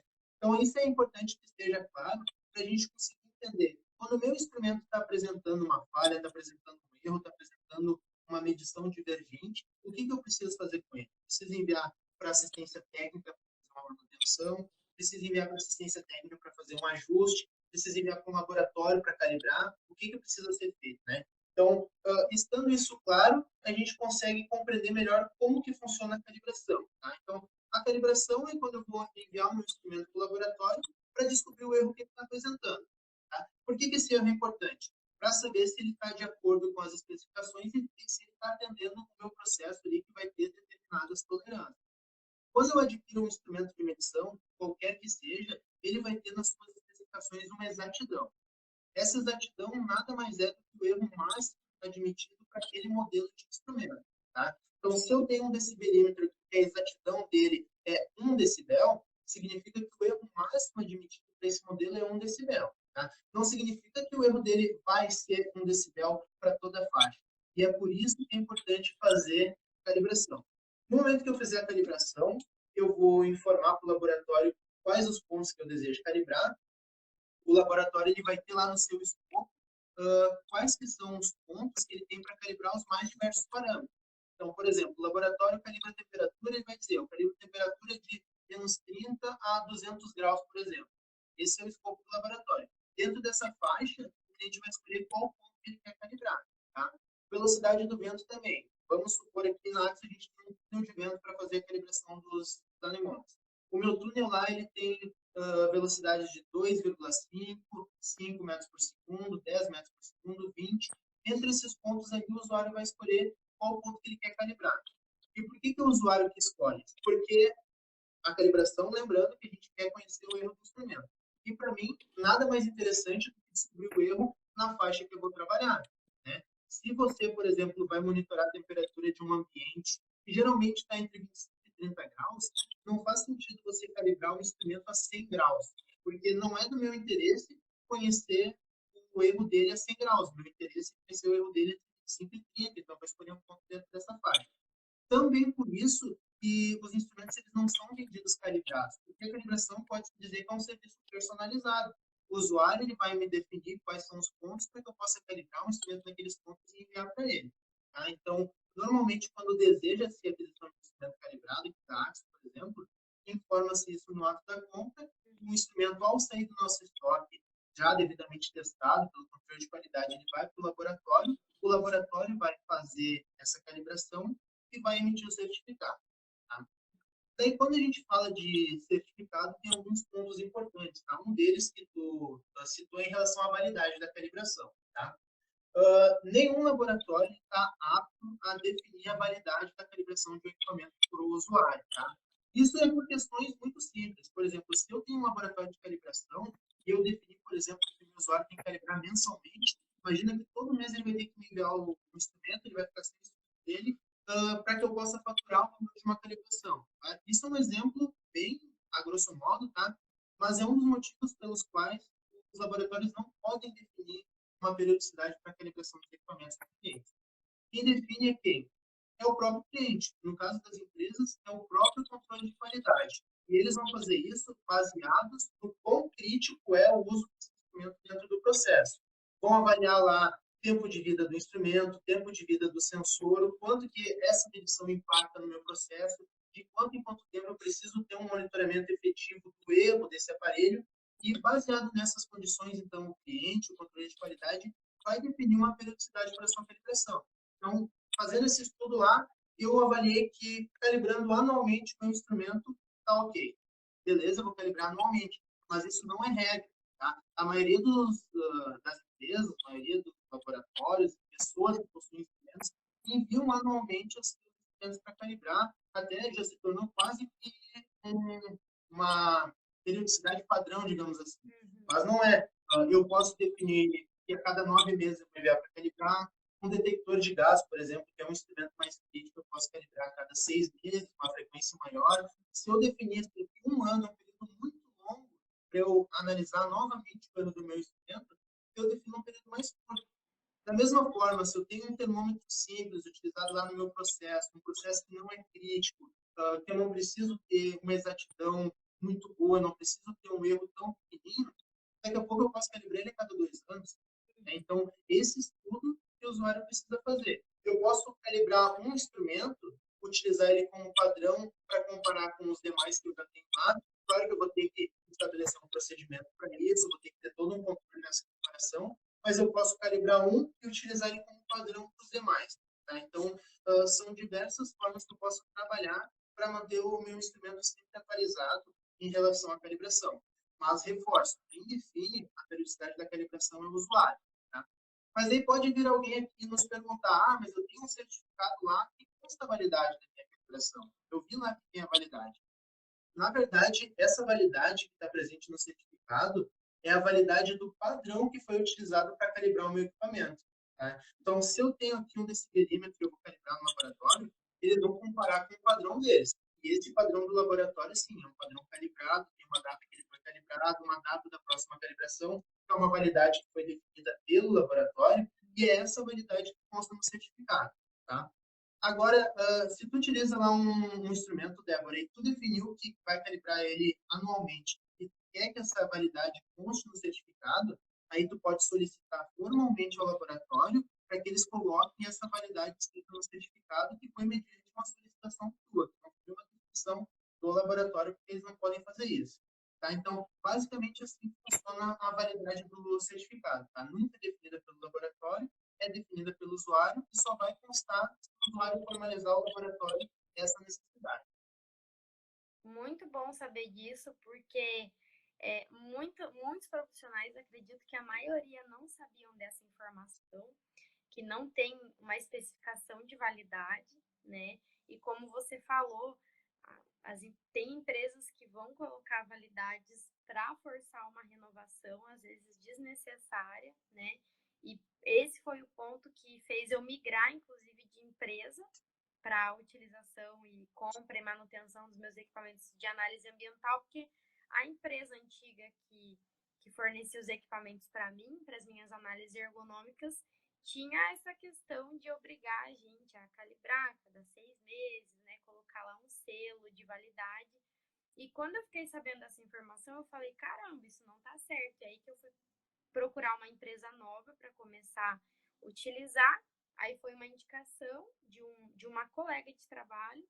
E aí que eu encontrei vocês e tô aí até hoje e recomendo de olhos fechados. E um dos motivos foi essa honestidade. E a parte do certificado reforçando, né, gente? É importante sim, quando vocês forem adquirir seus primeiros equipamentos, mandar calibrar para já chegar calibrado com o certificado, porque em todas as nossas análises ergonômicas, lá no final da análise, a gente tem que anexar uma cópia desse certificado de calibração. Geralmente é o certificado de calibração rastreável, né, Nicolau? Que pode ser utilizado e é o mais comum, né? Isso. Nós temos hoje, basicamente, dois tipos de calibração, tá? A calibração rastreável e a calibração acreditada, tá? A principal diferença entre elas é que a calibração acreditada, ela leva o selo do Inmetro. Esse selo, ele evidencia que o laboratório ele passou por auditorias da ISO 17025 e que ele foi acreditado, né? O Inmetro assinou embaixo o procedimento de calibração daquele determinado parâmetro. Tá? Lembrando que a calibração ela é sempre por parâmetros. O laboratório de calibração grande, da Axo, por exemplo, ele calibra as mais diversas grandezas. E grandezas são temperatura, umidade, velocidade de vento, iluminância, pressão sonora. Isso é o que a gente chama de grandeza. E o laboratório ele pode ser rastreável ou acreditado para essas grandezas. E ele pode ser rastreável para algumas e acreditado para outras. Vou dar um exemplo real aqui do laboratório da Axo. Tá? O laboratório da Axis ele faz calibração rastreável para todas as grandezas que constam no seu escopo, tá? E para algumas grandezas nós já passamos pelo processo de acreditação e outras nós estamos em processo de acreditação. esse processo de acreditação são as auditorias do CGEC e em relação a isso, para verificar o procedimento que é realizado, o procedimento que está de acordo para ser acreditado, e aí vai acreditando determinados parâmetros. Hoje a AXO, por exemplo, ela pode calibrar, fazer acreditação de temperatura e umidade, por exemplo. Em breve, nós teremos outros parâmetros. Tá? Então, a gente pode realizar a calibração tanto rastreada quanto acreditada. E para o usuário saber qual que é a calibração ideal para o seu processo, tem que ver quais são as exigências feitas por auditores ou por fiscais em relação àquele processo. Né? Vão ter auditorias e fiscais que vão exigir a calibração acreditada, que precisa do selo do Inmetro, evidenciando a qualidade do laboratório em relação às suas calibrações, né, que passou pelas auditorias do Inmetro e tudo mais. E existem inspeções, fiscalizações que não vão exigir a calibração acreditada, a calibração rastreável. A calibração rastreável não quer dizer que ela é menos segura do que a calibração acreditada. Até porque o próprio nome já diz, rastreável significa que eu preciso ter rastreabilidade dos padrões que foram utilizados. Se em algum momento eu quero saber a história, entre aspas, do instrumento que foi utilizado em comparação ao meu, eu posso solicitar ao laboratório o certificado de calibração do padrão, e esse laboratório vai me passar, então, o certificado do padrão para eu verificar quais que foram os resultados que ele apresentou, qual foi o erro apresentado, qual foi o método utilizado na calibração dele. Então, a calibração rastreável me traz tudo isso. Né? A calibração acreditada, a diferença é que ela vai ter lá o aval, né, o selo do Inmetro, indicando que aquela calibração está de acordo com a ISO 17025. Né? Então, hoje, no laboratório da AXA, a gente faz dois tipos de calibração, então, depende da grandeza, e para usufruir do serviço, no ato da compra, é necessário, então, solicitar, junto ao produto, o serviço de calibração, e posteriormente também, se eu já adquiri um serviço, um produto sem calibração, ou se eu quero renovar a calibração dele, basta nos encaminhar o serviço vai ser realizado. Perfeito. E para o pessoal saber, né, a calibração com certificado rastreável ela é muito bem aceita na ergonomia, até porque não tem nenhuma exigência legal na ergonomia que exija para alguma das nossas análises acreditada. Então, de modo geral, a gente faz a rastreável, que ela atende e é segura e passa em todas as auditorias, né? Pelo menos as minhas nunca travou em nenhuma, sempre ok. E um ponto que eu queria falar, Nicolau, que é uma dúvida muito comum e temos perguntas para responder, eu vou abrir uns minutinhos para a gente responder.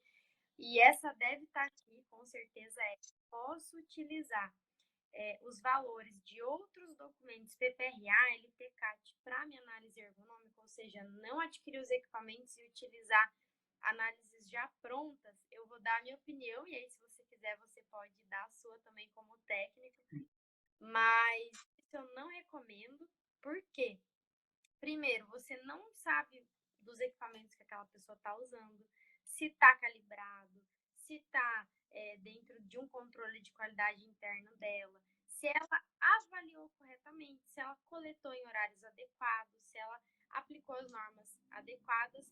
E nem só isso, porque a gente presume, né, que eu, pelo menos, sempre vou do pressuposto que todos os profissionais trabalham direitinho.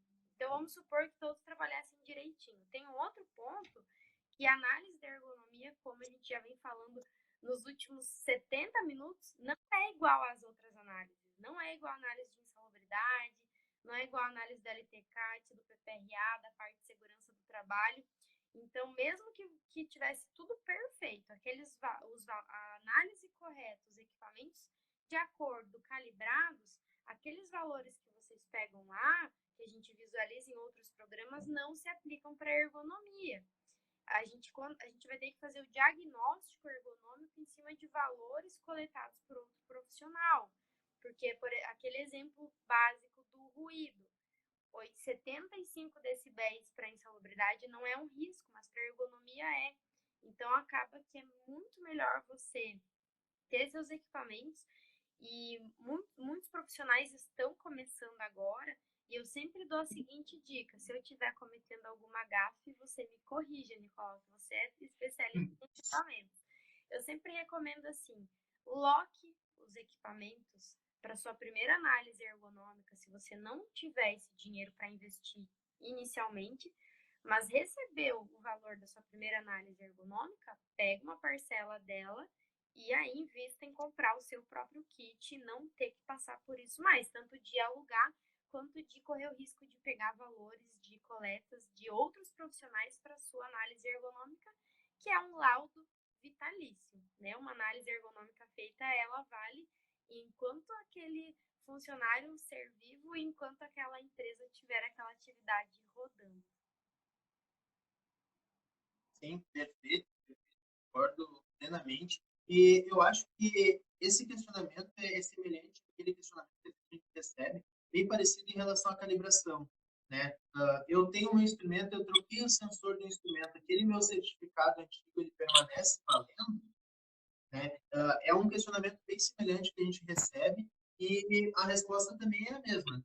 Aquele certificado antigo, ele não é mais válido para esse novo sensor, porque os resultados que eu tinha lá antes, eles diziam respeito àquela outra medição com outro sensor, que por mais que seja do mesmo modelo, ele vai ter características construtivas diferentes, ele pode apresentar, dentro daquela sua exatidão, uma variação diferente entre eles. Então, mesmo que eu tenha aqui, se eu tiver na minha mão dois AK820, os sensores deles, apesar de serem o mesmo modelo, não vão ser exatamente iguais. Fisicamente, ali na construção deles, eles vão ter diferenças que vão fazer com que seus resultados sejam diferentes. Então, troquei o sensor, troquei de instrumento, aquele meu certificado de calibração era válido para aquele conjunto. Para um novo conjunto, ele já não vai mais ser mais válido. Vou precisar fazer uma nova calibração. Se eu troquei o sensor, se eu fiz alguma intervenção no meu instrumento que possa ter, de alguma forma, alterado dele, eu preciso fazer uma nova calibração. E bem eu me encontro nisso. Né? Se eu já tenho uma análise pronta, feita lá por outro profissional, e eu pretendo utilizar aqueles resultados novamente, não é o adequado. Não é o adequado, como tu disse. Conseguir o seu retorno financeiro ali das suas primeiras análises, reinvista isso no seu próprio processo, adquira os seus próprios instrumentos e faça o seu novo levantamento. E, como tu bem colocou, Débora, é um laudo vitalício. Né? Então, imagina eu ter um resultado duvidoso para o resto da minha vida em relação àquela análise que foi feita. Não tem nada pior do que isso. Então, eu preciso ter, principalmente nesse tipo de laudo importante, como é o certificado de calibração, não deixa de ser um documento importantíssimo, eu preciso ter confiança naqueles resultados que estão sendo apresentados. Né? Mesma coisa quando eu recebo o instrumento da calibração. Eu já fui visitar empresas e conheço inúmeras empresas que pegam esse certificado, pegam essa análise e guardam numa gaveta. O certificado de calibração ele não serve para isso. Ele está ali justamente para eu conhecer o erro do meu instrumento e poder trabalhar com esse erro corrigido. Né? Então, se eu sei que o meu termômetro ele mede 1 grau a mais em determinada faixa, quando eu for medir naquela faixa, eu preciso descontar aquele 1 grau, que é a informação que o certificado de calibração me trouxe. Então, o certificado ele deve ser trabalhado junto ao instrumento. Ele não deve ser esquecido, guardado numa gaveta e utilizado somente quando tem uma auditoria. Ele serve justamente para me acompanhar, para eu poder corrigir os valores que foram medidos pelo meu instrumento e ter o valor real da minha grandeza, seja a temperatura, umidade, qual for. Se eu tenho a informação de que ele está medindo X a mais ou X a menos, eu vou precisar levar esse valor em consideração, corrigir no momento da medição para ter o meu valor correto. Então, essa é uma das grandes importâncias do certificado de calibração. Ele não é um documento para simplesmente apresentar numa auditoria, um documento para comprovar que o instrumento está funcionando, não é nada disso. Ele me traz uma informação importantíssima em relação ao erro do meu instrumento, e para eu ter uma edição confiável e ter o valor real daquela grandeza medida, eu vou precisar fazer essa correção. Tá? Maravilha. Eu vou recapitular quais são os instrumentos, porque se for para adquirir, que seja certinho. Então, ó, o primeiro recomendado, termigrômetro portátil com sonda AK635. Esse para avaliação de temperatura, bulbo seco, bulbo úmido e umidade do ar.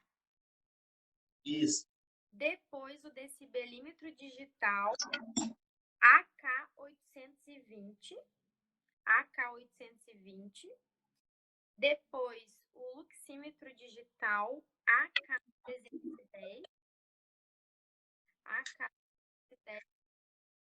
E o termoanemômetro. O que eu tenho aqui é o AK832, tá? AK832. mas aquele que eu acredito que seja o que tu adquiriu, talvez, o AK-800 acho que foi, né? É Que hoje. é outro menorzinho. É o que está no nosso kit de hidrofonia hoje no site, tá? Eu não trouxe ele aqui hoje porque a gente está para receber ele no nosso estoque. Ele deve chegar aí pelos próximos dias, tá? Por isso que, como ele saiu muito, eu trouxe hoje para mostrar para vocês o AK-832, tá? Mas, além destes, nós temos outros instrumentos também que fazem medições semelhantes, que trazem várias medições juntas, ou que trazem essas medições em separado. Então, esse é o kit que nós trouxemos hoje, é o kit que a Débora adquiriu, que a gente comentou um pouquinho mais a fundo no detalhe, mas podem conhecer os outros instrumentos da nossa linha, podem entrar em contato conosco, e devem, caso de dúvidas, entrar em contato com o nosso televendas, com o nosso suporte técnico, que a gente está aqui para auxiliar e poder chegar no equipamento ideal para o seu processo, né? Nem todo mundo que está nos vendo aqui, nos escutando aqui agora, precisa exatamente do mesmo equipamento. Pode ser que várias pessoas precisem medir a pressão sonora, velocidade do vento, mas que dependendo do processo de cada um, nós vamos ter um instrumento adequado para cada um desses processos. Né? Por isso é interessante ou entrar no nosso site, verificar o que os instrumentos possuem, ou entrar em contato conosco, que a gente vai buscar sempre a solução ideal para o seu processo, utilizando o melhor instrumento, né, para otimizar e melhorar aquela medição que está sendo realizada ou que precisa ser realizada naquele momento. Perfeito. Podemos responder algumas dúvidas, Nicolau? Uns minutinhos? Claro, por favor. Vamos tirar uma foto. Quem está aí até o final, prepara o print. Quem está aqui até o final é porque gostou da live, então no 3, prepara o print aí para postar nos stories e marcar meu perfil e o perfil da Axo. Bora lá? No 3, então. 1, 2, 3 e... Aí, pessoal, eu vou ativar os comentários, que eu quero ver o que vocês acharam da live de hoje. E eu vou responder algumas dúvidas aqui. Eu continuo com aquele problema no Instagram que eu não consigo ler a pré das perguntas, eu só consigo abrir direto. Vamos lá. Qual a melhor forma de analisar o ruído de impacto para atividade de borracharia? Nicolau, eu acho que é com o decibelímetro, né? Porque é um ruído pontual, não precisa ter um dosímetro que fique lá o dia inteiro, né? Geralmente esses ruídos, eles são pontuais e muito semelhantes. O que tu tem a dizer? Isso. Se eu for medir exatamente no momento que o ruído está acontecendo, o decibelímetro ele vai ser adequado para essa medição. Preferencialmente, um decibelímetro que possua ponderação C, que é a ponderação de frequência, na faixa de frequência mais utilizada em que ocorrem esses ruídos pontuais. Tá? Então, um decibelímetro com ponderação C já vai ser um instrumento adequado para esse processo. E aquela coisa, se eu não quero ficar ali monitorando, esperando o ruído acontecer, porque nem sempre claro, quando é alguém martelando, basta eu chegar ali, pedir para a pessoa martelar e eu vou captar esse ruído. Mas se eu não sei exatamente o momento em que o ruído vai acontecer e eu quero captá-lo, eu posso optar por um decibelímetro com registro para fazer ele monitorar durante um determinado espaço de tempo e depois verificar quando ocorreu esse pico do ruído elevado, né? Ou aí sim utilizar um dosímetro mais no sentido de deixá-lo monitorando para verificar o momento em que vai acontecer o impacto, né? Mas não é necessário. Um decibelímetro, naquele momento exato, já vai ser suficiente. Maravilha, perfeito. Aí o pessoal gostou, hein? Gente, eu vou fazer o seguinte, é muito número e sigla, então quando eu postar a gravação da live, na descrição da live que vai ficar salva, eu vou colocar a listinha dos equipamentos para vocês não errarem na hora de comprar o kit de vocês. Pode ser? Eu posso fazer um stories também e postar com a listinha para vocês não se preocuparem em errar, tá bem? Deixa eu abrir mais uma pergunta por aqui. Na compra, um instrumento já vem calibrado e com o certificado ou é a parte? É a parte, né, Nicolau? Isso, isso. No ato da compra, eu devo informar que quero receber um instrumento calibrado para que ele passe pelo laboratório e eu já devo informar, então, os pontos que eu desejo que seja calibrado de acordo com o escopo do meu laboratório, né? Verificar quais são os pontos que o laboratório calibra ou faixa de calibração que eles conseguem trabalhar e dentro daquela faixa, quais são os pontos mais adequados para o meu processo. Por ser esse serviço personalizado, ele não é calibrado já antes do cliente comprado. Então, o cliente compra, informa que deseja calibrado e quais são os pontos, e ele já vai com esse certificado. Uhum. E só reforçando, gente, não é a Axo que faz dessa forma. Todas as empresas que vendem equipamentos, todas o certificado realmente é à parte, porque é um segundo serviço. Tem o primeiro serviço, que é a venda do produto, e o segundo, que é o certificado a calibração com o certificado. Outra coisa importante nesse sentido, Débora, imagine que eu calibro hoje meu instrumento, tá?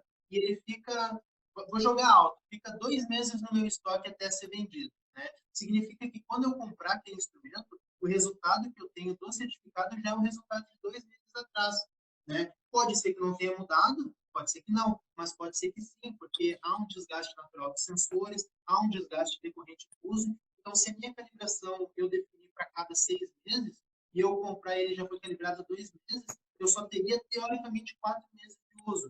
Tá? Então, são outros fatores que fazem com que não seja interessante o instrumento ser calibrado e ir para o estoque aguardar a venda. É importante que ele seja calibrado após a compra com os pontos que o cliente definiu.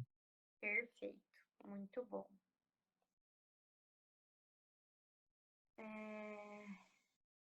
Comprei o equipamento AK835 no lugar do AK800A, já que estava em falta. Está correto? O AK800A é o anemômetro, tá? O AK835 deve ser o outro modelo de anemômetro que eu tenho aqui, é o AK832, tá? Na verdade, todos são destinados à mesma função, é aquilo que eu comentei antes, né? Pode ser, por exemplo, que o 835 tem algumas funções, agora de cabeça eu não vou saber te dizer de qual todas as funções, tá? Mas pode ser que ele tenha alguma função a mais diferente do outro, ou pode ser que dentro da exatidão dele tenha alguma resposta diferente, a parte de medição seja um pouquinho diferente, mas seria no detalhe que a gente precisaria bater especificação por especificação. Mas em relação à grandeza medida, não tem problema, ambos são destinados a fazer a mesma medição. Então, nesse sentido, não tem problema nenhum. Maravilha. Que mais? Um instrumento com múltiplas funções é uma calibragem só ou a calibragem é por instrumento e por função? Na verdade, a calibração ela é por parâmetro ou por grandeza. Então, se, por exemplo, eu vou pegar esse AK832 aqui, que eu vou medir temperatura, umidade e velocidade do vento. Ele vai ter uma calibração para temperatura, uma para umidade e uma para velocidade do vento. Inclusive, eu posso, se eu quiser, calibrar um parâmetro e outro não. Se eu chegar no laboratório e dizer, eu quero calibrar o AK832, mas somente a velocidade do vento. Eles vão lá e vão fazer a calibração só da velocidade do vento. Ou não, eu não quero calibrar a velocidade do vento, só temperatura e umidade. Também. Então, a calibração é feita por grandeza. Né? Sempre, se eu tenho um instrumento que mede temperatura e umidade, que eu tenho aqui é o 635, tá? E eu quero calibrar a temperatura e umidade dele, é a mesma coisa que eu querer calibrar a temperatura e umidade do 832, em relação, por exemplo, a valor, tempo de calibração, vai ser a mesma coisa porque são as mesmas grandezas, tá? Então, é sempre por grandeza. Quanto mais funções o instrumento fizer, mais grandezas ele medir, mais calibrações ele vai ter, sendo que é uma calibração por grandeza. Uhum. Tinha até isso, e foi muito bom o Joelton ter perguntado, porque tem isso entre os profissionais e que talvez seja até desenvolvido por algumas empresas de calibração. Quando o equipamento multifuncional vai calibrar, tem que calibrar todas as grandezas. Então, isso é um mito. Você pode escolher só calibrar a grandeza de temperatura e não a de velocidade do ar. Exatamente. E isso traz um outro ponto importante também, Débora, em relação àquela calibração rastreável e acreditada. Tá? Um laboratório ele pode ser acreditado em algumas grandezas e em outras não. Então, se eu tenho um termohidronemômetro, como é o caso aqui do nosso 832, tá? Ele tem temperatura, umidade e velocidade do vento. Se meu laboratório é acreditado em temperatura e umidade e velocidade do vento não, quer dizer que ele foi calibrado acreditado para temperatura e umidade, mas rastreável para a velocidade do vento. Eu não posso dizer que o instrumento ele foi todo calibrado acreditado, porque não, porque isso é dividido por grandeza. Tá? Da mesma forma, como tu bem disse ali, se eu quiser calibrar só uma grandeza ou outra, eu posso. Eu não preciso necessariamente calibrar todas as grandezas do instrumento. O laboratório, geralmente, ele vai orçar para tudo, principalmente se não vier declarado, definido para quais grandezas o cliente quer. Então, Por exemplo, se você me enviar um instrumento que mede 4 coisas para calibrar, aqui na Axis, não em formato, se você quer uma calibração específica, por padrão você vai receber um orçamento de todas as grandezas que ele mede, tá? Mas você não tem a obrigação de aprovar esse orçamento para todas as grandezas. Você pode dizer, não, eu pode tirar do orçamento temperatura e umidade, que nesse momento eu não quero calibrar só a velocidade do vento. Tudo bem, o orçamento é atualizado e ele vai para o laboratório calibrar só a grandeza do seu desejo. Tá? Então, isso normalmente acontece bastante, principalmente quando o cliente não nos informa necessariamente quais que são as grandezas que ele quer calibrar ou quais são os pontos que ele quer calibrar. Então, a gente precisa fazer esse trabalho. E existem também clientes que querem calibrar em mais pontos do que o normal. Tá? Dependendo do instrumento, normalmente a gente calibra em 2 ou 3 pontos. Tá? Normalmente é feito assim, depende muito da grandeza. Mas pode ser que tenha um cliente aqui que venha querer calibrar 5, 6, 10 pontos. Isso pode acontecer. Aí, claro, esses pontos adicionais eles vão ter um valor a mais, né? Porque vão ser outros momentos, outras faixas de medição que o instrumento vai ter que ser ajustado. Isso exige um trabalho a mais. Imagine que cada ponto que ele vai ser calibrado, eu vou precisar ter aquela medição diferente. Se a gente está falando de temperatura, eu quero calibrar em 3 pontos, eu vou ter que ter um banho numa temperatura, outro banho em outra temperatura, outro banho em outra temperatura. Isso tudo exige um tempo, exige um manuseio técnico ali bastante grande, né? Então, existe essa possibilidade de calibrar em mais pontos, mas geralmente a gente precisa avaliar, né? A gente normalmente vê se existe realmente essa necessidade. Às vezes o cliente quer porque entendeu numa auditoria que precisava assim e, na verdade, não é bem isso. Então, a gente trabalha sempre para chegar no ideal, o que realmente precisa. Né? Perfeito. Maravilha. O que mais? Professora, qual você aconselha para ser adquirido? 4 ou separadinho? Ai, olha, eu tenho muita dúvida ainda sobre isso e eu tenho tanta dúvida que eu comprei os dois. Eu comprei tanto o 4 em 1 quanto um kit todo separadinho. Então, assim, eu acho que para quem viaja bastante, para quem vive na correria do dia a dia de ir para as empresas, o 4 em 1, por exemplo, que é um bem bacana da Axis, acho que é o 8000, né? O 8000, eu acho bacana porque você acaba tendo que carregar menos coisas. E quem trabalha com ergonomia sabe que a gente sai de malicuia, né? Como diz os sulistas. Carregando tudo e mais um pouco. Então, eu acho que nesse ponto é bacana.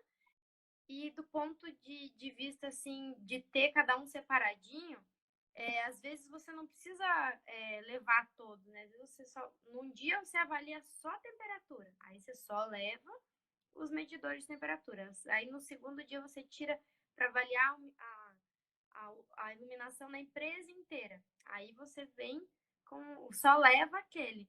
Mas o que tu me diz, Nicolau, com a tua expertise técnica sobre o assunto? Eu tenho expertise logística, né? E organizacional do nosso trabalho, mas a técnica. Não, mas é exatamente conforme tu comentou, Débora, porque essa dúvida, ela é muito mais logística realmente do que técnica, porque pode ser que para mim seja mais adequado ter o 4 em 1. Eu vou sempre fazer as 4 medições, eu vou sempre levar um instrumento só, quando eu tiver troca de pilhas, por exemplo, eu vou trocar de apenas um instrumento, quando eu precisar enviá-lo para calibrar. Claro que em valores de calibração não vai fazer diferença, porque é calibrado por parâmetro, né? Mas eu vou enviar para calibrar, eu vou enviar todos os parâmetros que eu meço, eu não vou poder ficar com nenhum deles. Então, são essas coisas que têm que ser colocadas na balança, né? Se eu posso, por exemplo, tirar um dia para fazer só uma medição de pressão sonora, vou utilizar só o decibelímetro. Aquele dia eu não preciso dos demais instrumentos. Naquele momento, os meus instrumentos podem estar calibrando, eles podem estar enviados para uma manutenção preventiva, por exemplo, né? E eu vou ficar somente com o decibelímetro.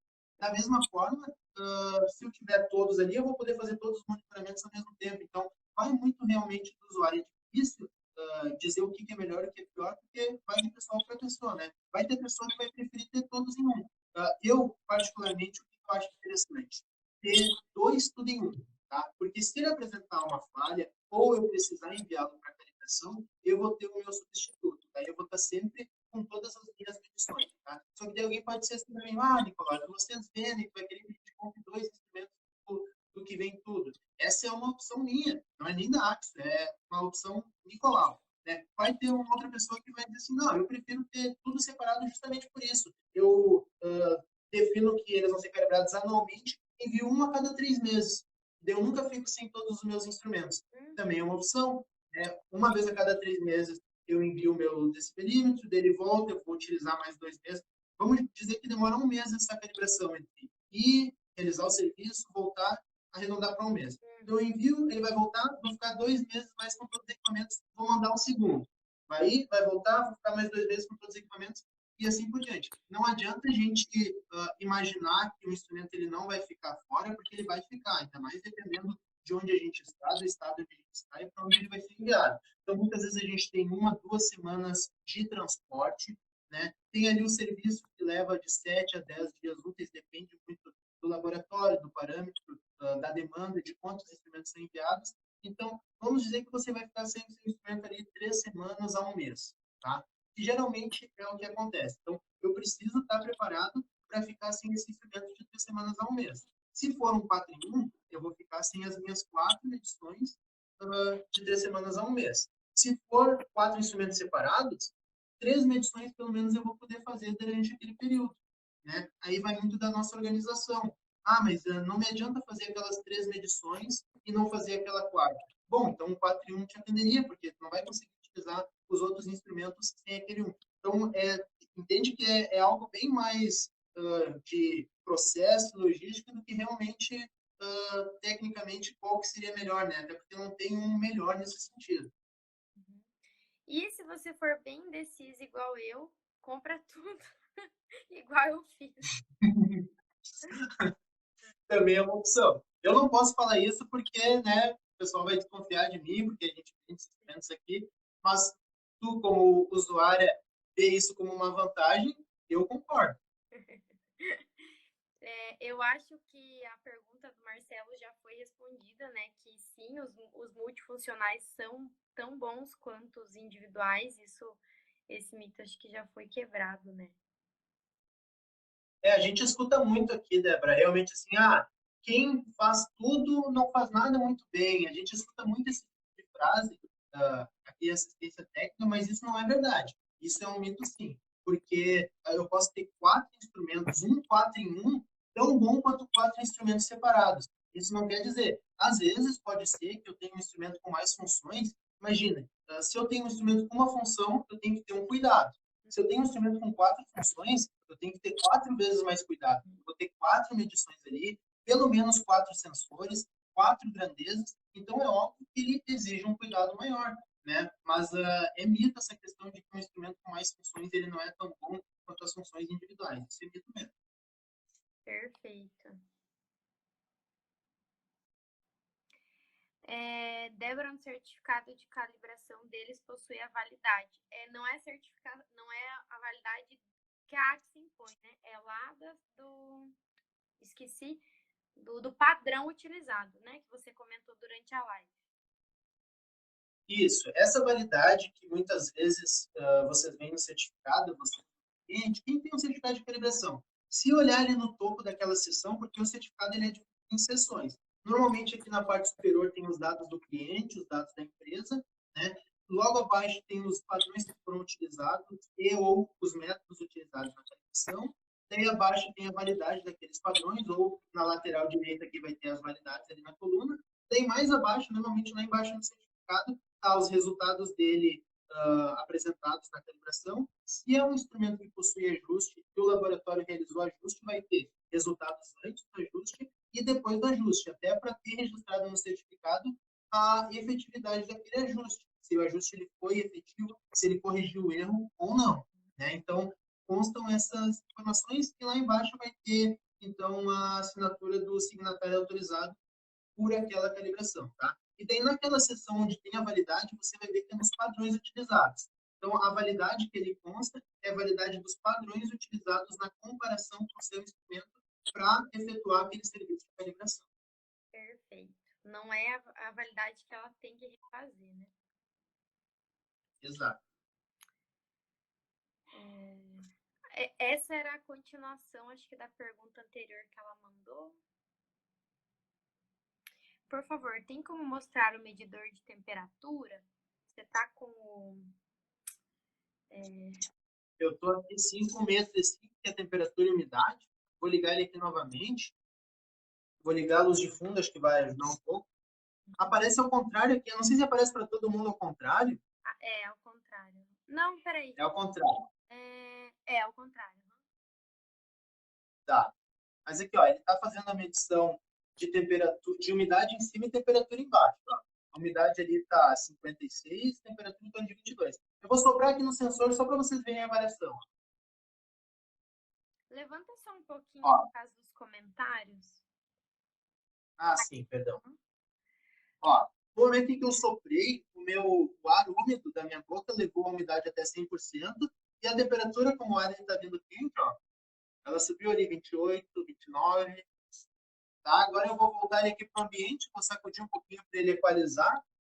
Daí as medições dele logo vão se estabilizar. Ó, ele já começa a baixar novamente a umidade e a temperatura. Uhum. Muito bom. Maravilha. Então, basicamente, ligou, está funcionando. E, claro, ele vai ter funções aqui de máxima e mínima. Vai ter função máxima e mínima. Não vai dar para ver porque aparece muito pequenininho ali embaixo, dá para ver só piscando. Vai ter o congelamento de leitura, ó. No momento que eu congelo a leitura, ele para de variar. Mesmo que eu varie aqui o sensor, ele não varia mais. Daí as unidades de medição, graus Celsius, Fahrenheit, ele vai trocando para a temperatura de bulbo úmido. Ó, vou botar a temperatura de bulbo úmido. Ó, 18,4 ali. Ele é um WBT, que é o Wet Bulb Temperature, que é a temperatura de bulbo úmido em inglês. Né? E daí tem troca de graus Celsius Fahrenheit, entra nas configurações dele. Tem várias funções aqui que dá para a gente explorar, né? Nele. Tudo isso consta no certificado, deve ser bastante importante, porque às vezes a pessoa vê um instrumento, certificado não, desculpa, no manual. A pessoa vê um instrumento com muitas funções e pensa que não vai conseguir mexer. Às vezes opta por um mais simples, porque não vai conseguir mexer em tantas funções. Isso acontece bastante. É só o manual, né? Só ler o manual. Todas as informações constam no manual. A gente já viu nenhuma nem duas vezes a gente abre a caixa, pega o instrumento e o resto vai tudo fora. Vai manual, às vezes vai acessório, que a pessoa não sabe que acompanha. Né? Então é importante avaliar todos os itens que você recebe, principalmente o manual, porque eles vão ter todas as informações para o uso do instrumento. Os manuais da Axo, eles são feitos em português, tá? E normalmente eles vão, inclusive, enumerados com passo a passo do que você precisa para uma boa medição. Tá? Então, não tem erro. Lê o manual, você vai saber utilizar o equipamento. Todas as funções que o equipamento possui estão descritas lá. E se, além de tudo isso, ainda ficar alguma dúvida, precisar de algum auxílio, a nossa assistência técnica está aqui para isso, está à disposição para auxiliar, para tirar dúvidas, para realizar manutenções, suporte, o que for preciso para garantir um bom uso do instrumento. Não, e ainda, além do manual ser excelente, lá no meu curso de AET, eu dou uma aula ensinando. Esse botão faz isso, mostrando o equipamento. Posiciona assim, esse botão faz isso e acontece isso. Então é bem fácil mesmo. O pessoal tá perguntando sobre o kit ergonomista. Eu montei um kit junto com a Axo, a gente conversou para definir quais eram os melhores equipamentos para ergonomia, que avaliava tudo que a gente precisava e que atendiam às normas. E aí a Axo montou um kit ergonomista que tem lá no site. Os meus alunos já tinham um cupom de alunos e tá em falta, estão me cobrando e estão cobrando vocês. Quando que vai ficar disponível de novo? Que basicamente são os equipamentos que a gente falou hoje, né? Num kit boladão, assim, todos juntos. Sim.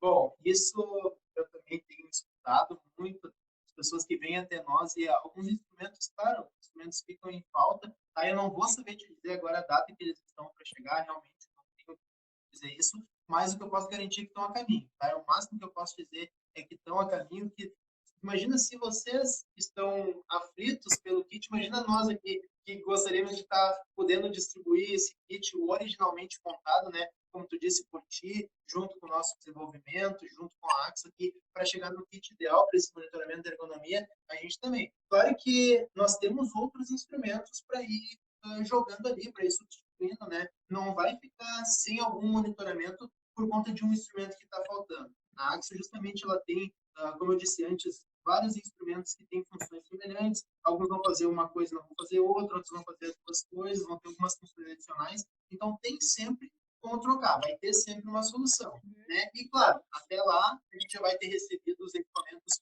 originais, digamos assim, do kit, para ter ele montado naquele formato que foi pensado inicialmente. Perfeito. Como a Larissa, né? A Larissa foi comprar o kit, aí tava faltando só um do kit, ela trocou ali na hora e deu certo.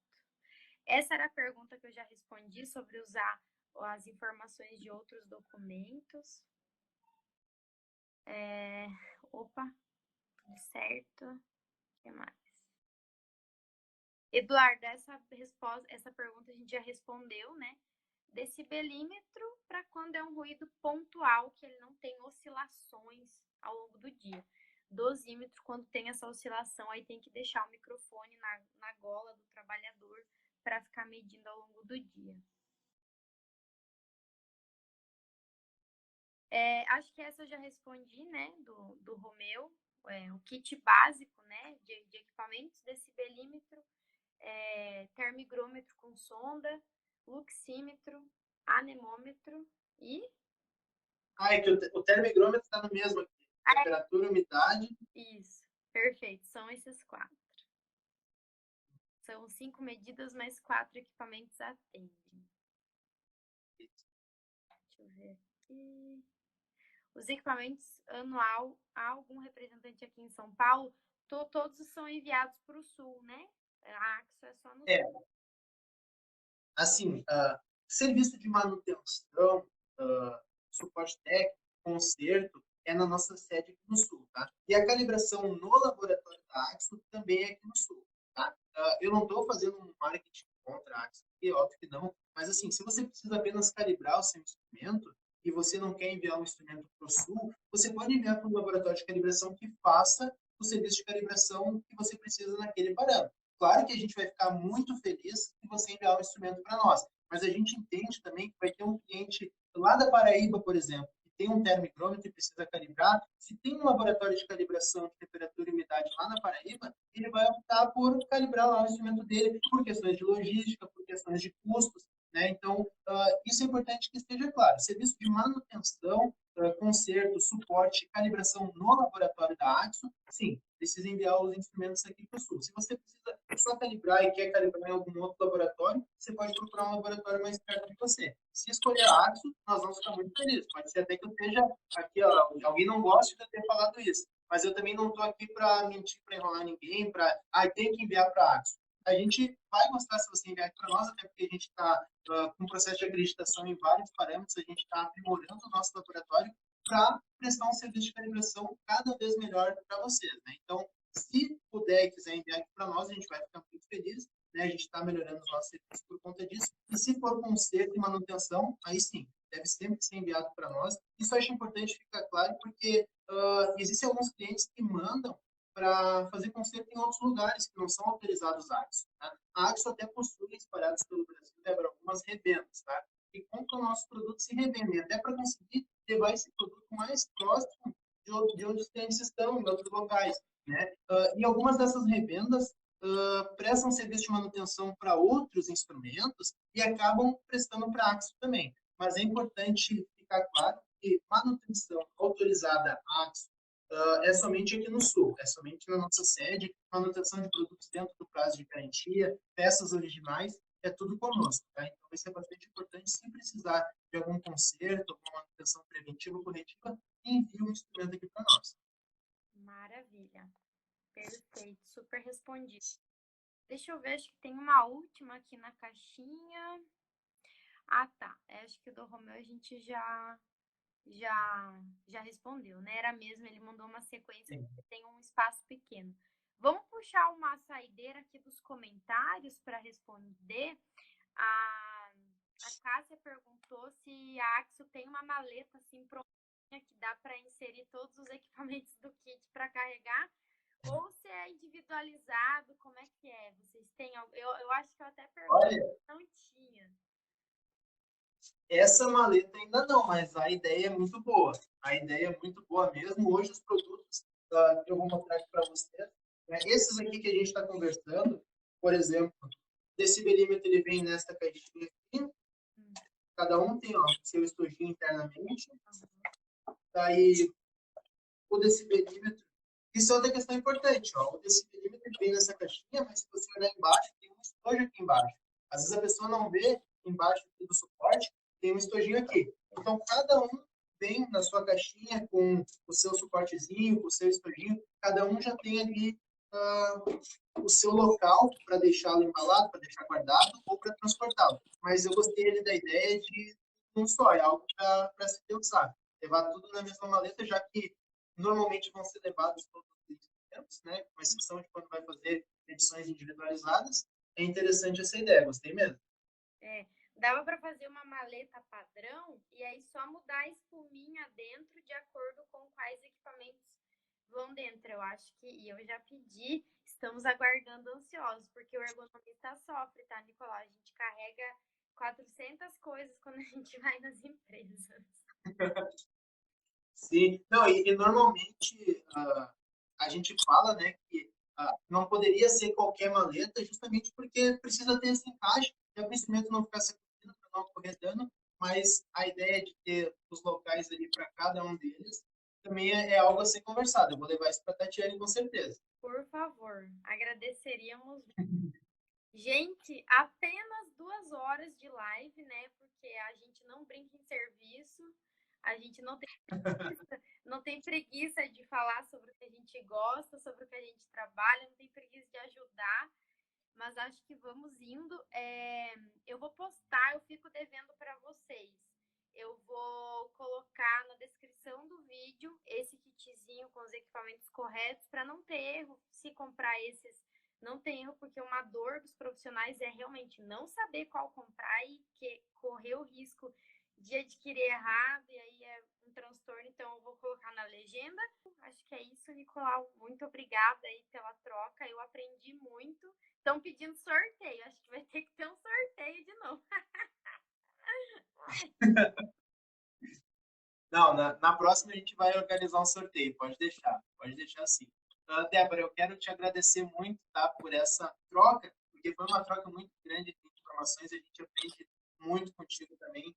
Fico muito feliz de ter participado desse momento aqui conosco, espero que seja o primeiro de muitos, que a gente possa trazer mais informações para todo mundo, trazer instrumentos, soluções, que é o nosso objetivo aqui. Então, agradecer fortemente a ti mesmo, por ter essa disponibilidade, por ter esse contato tão bom, tão fácil, esse contato contigo, bom de conversar, a gente entende, consegue esclarecer coisas para nós, muito bom mesmo.